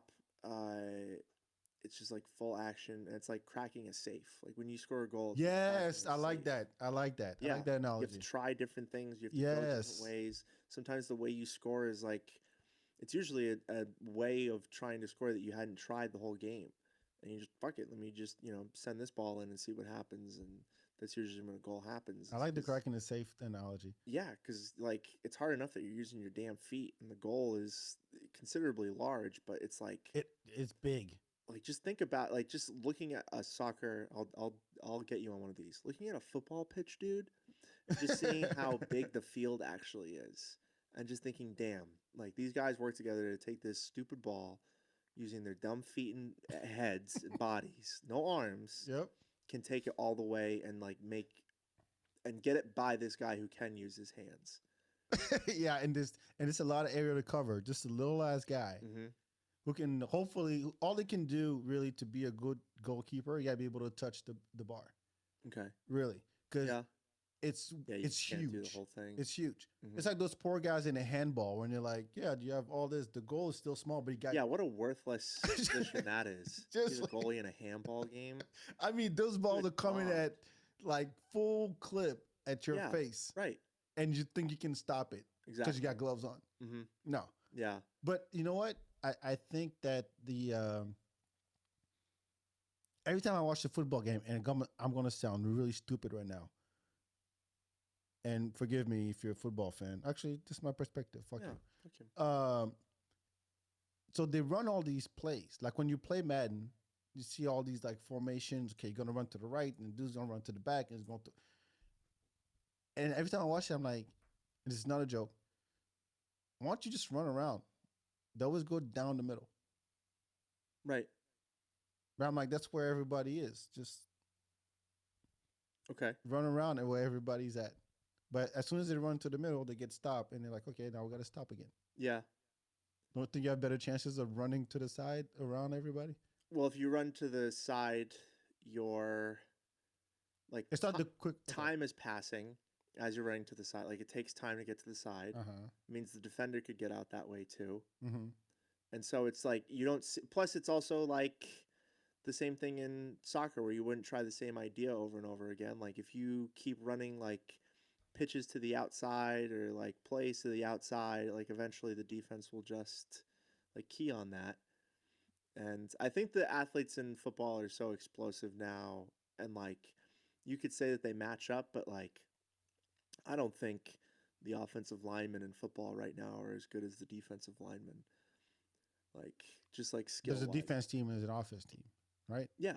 Okay. No. I mean like on the field at any one point. Oh, okay, okay. And overall, I think defensive linemen are like better and more athletic than offensive linemen because you can't take steroids anymore.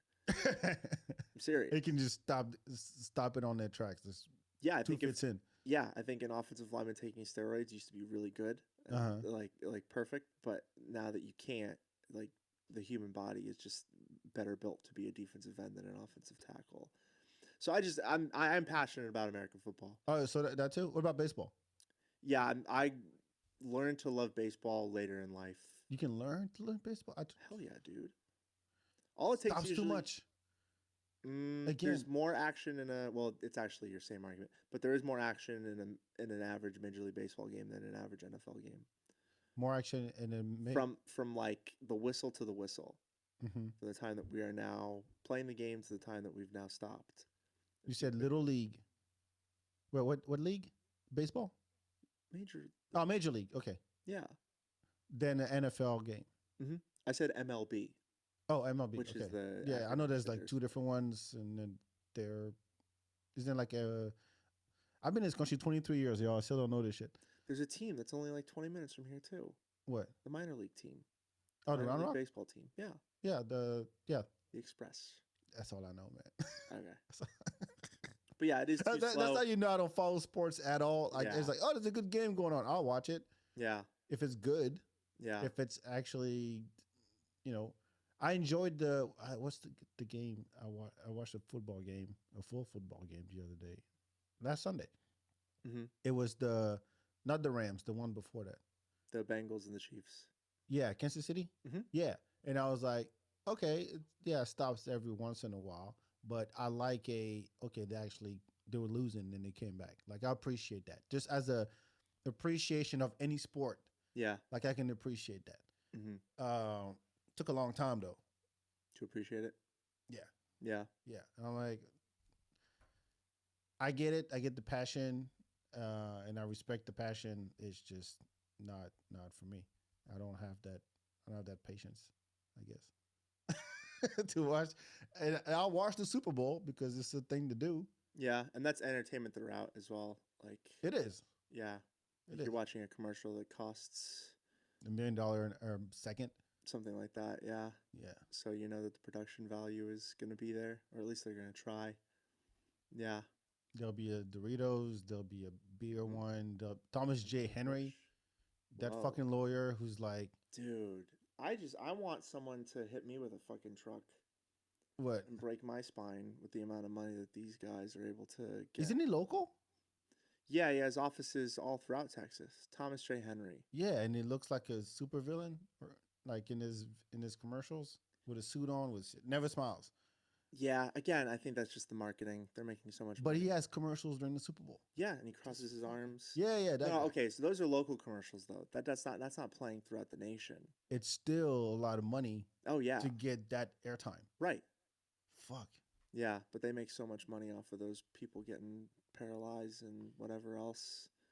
There was a billboard I saw for him that the money that they won, Mm-hmm. oh, I forget the actual amount, but it was this phenomenon called kerning, where if two things are too close together, it's like thinking the letter B looks like the number 13. You see what And I'm saying? that's an argument in court. No, okay. This is a you had to really let me talk, but they kerned two of the things together to make it look like the client got so much money, Uh huh. but they did this to make it look like the client made so much money. In fact, they made like way less than what it looked like on the Oh. billboard. Just great marketing. But he's won, I think he's won like close to like $100 million in a case before. I believe it. I mean, if you That's got that kind of nuts. scratch, We're in the wrong line of work. if the universe speaks, and no, focus on Mark Twain. Thank you. Focus on. I hope, Yeah, but people get hit by trucks every day. and that's gonna stop you. Well, no, I'm just saying that that's a good lawyer business Oh yeah, to yeah, get yeah. into. Yep. You know, do you want to be a divorce lawyer? Do you want to be a real estate lawyer? Do you want to be a hit by truck lawyer? Look, if you're looking for a job, Yeah. I mean, not if you are looking for Mm-hmm. a job that's like essential that people will need. I don't care. It's not seasonal or nothing. Things like HVAC, plumber, Yeah. like those motherfuckers. Trade. Yeah, it's like Mhm.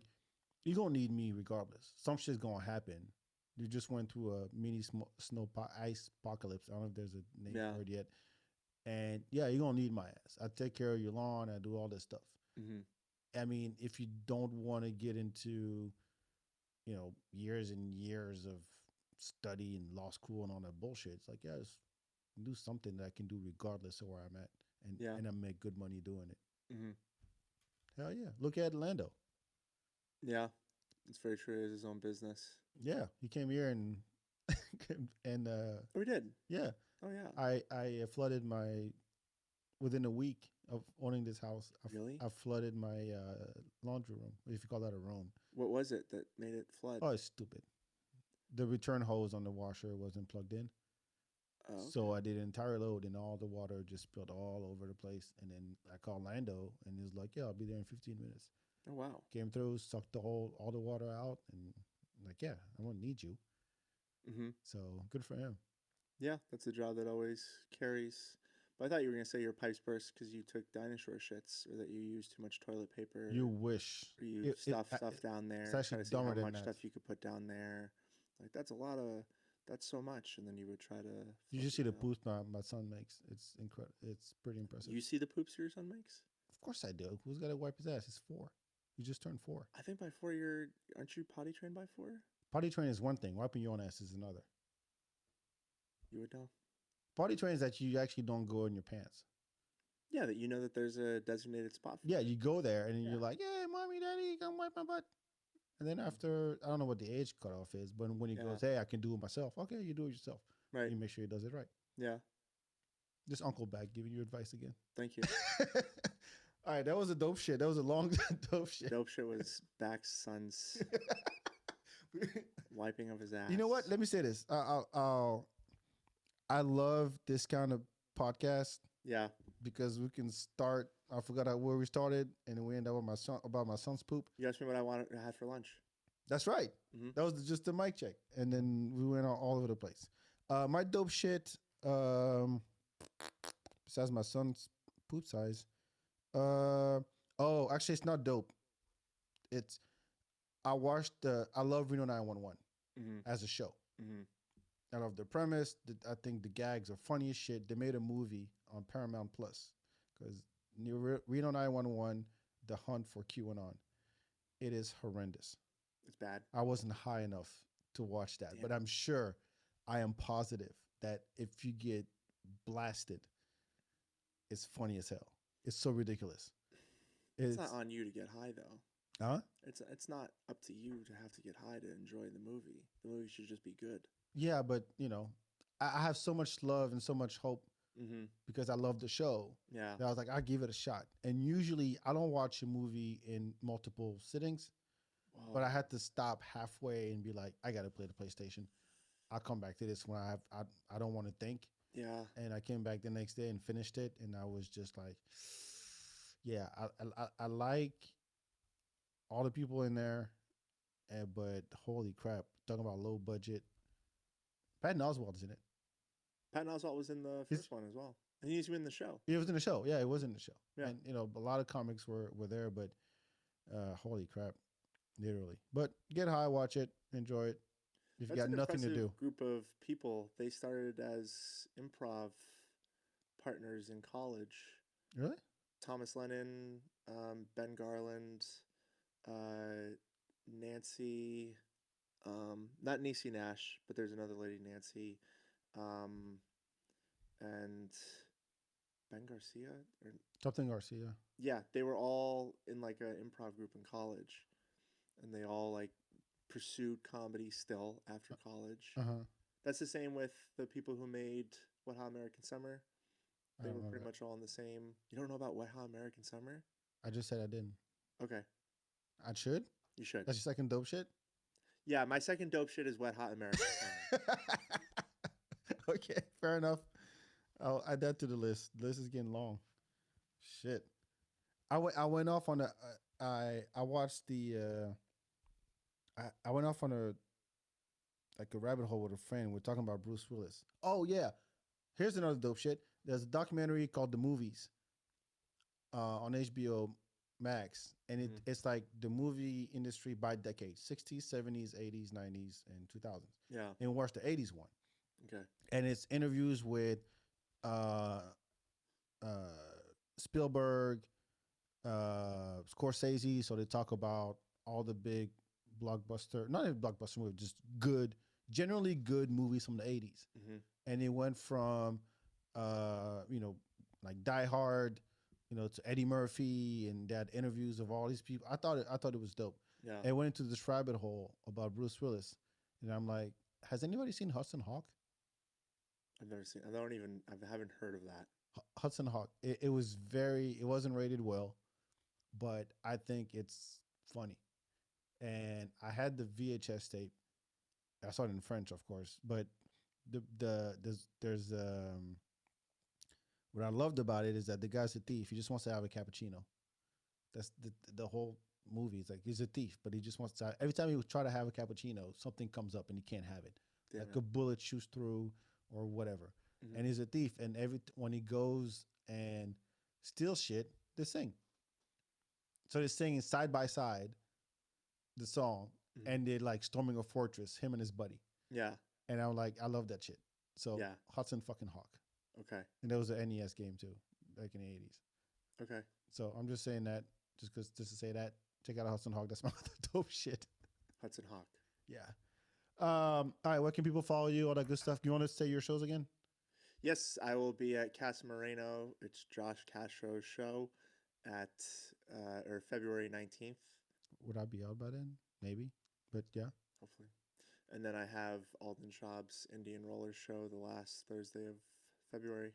And then March, you're doing Shootsy's show. March 10th, I'm doing Jack Schuetze's brewery show. Sweet. All right. I think, 2 hours. Hell yeah, us. I told you it was going to be a long one. This is great. Yeah. Thank you. Thank you.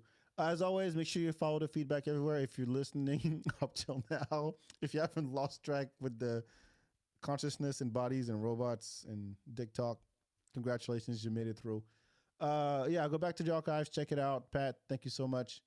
Good luck with everything, your Thank you, Pat. projects. I really appreciate you. You're a second timer, W a third timer, and a fourth timer if I can keep this shit going.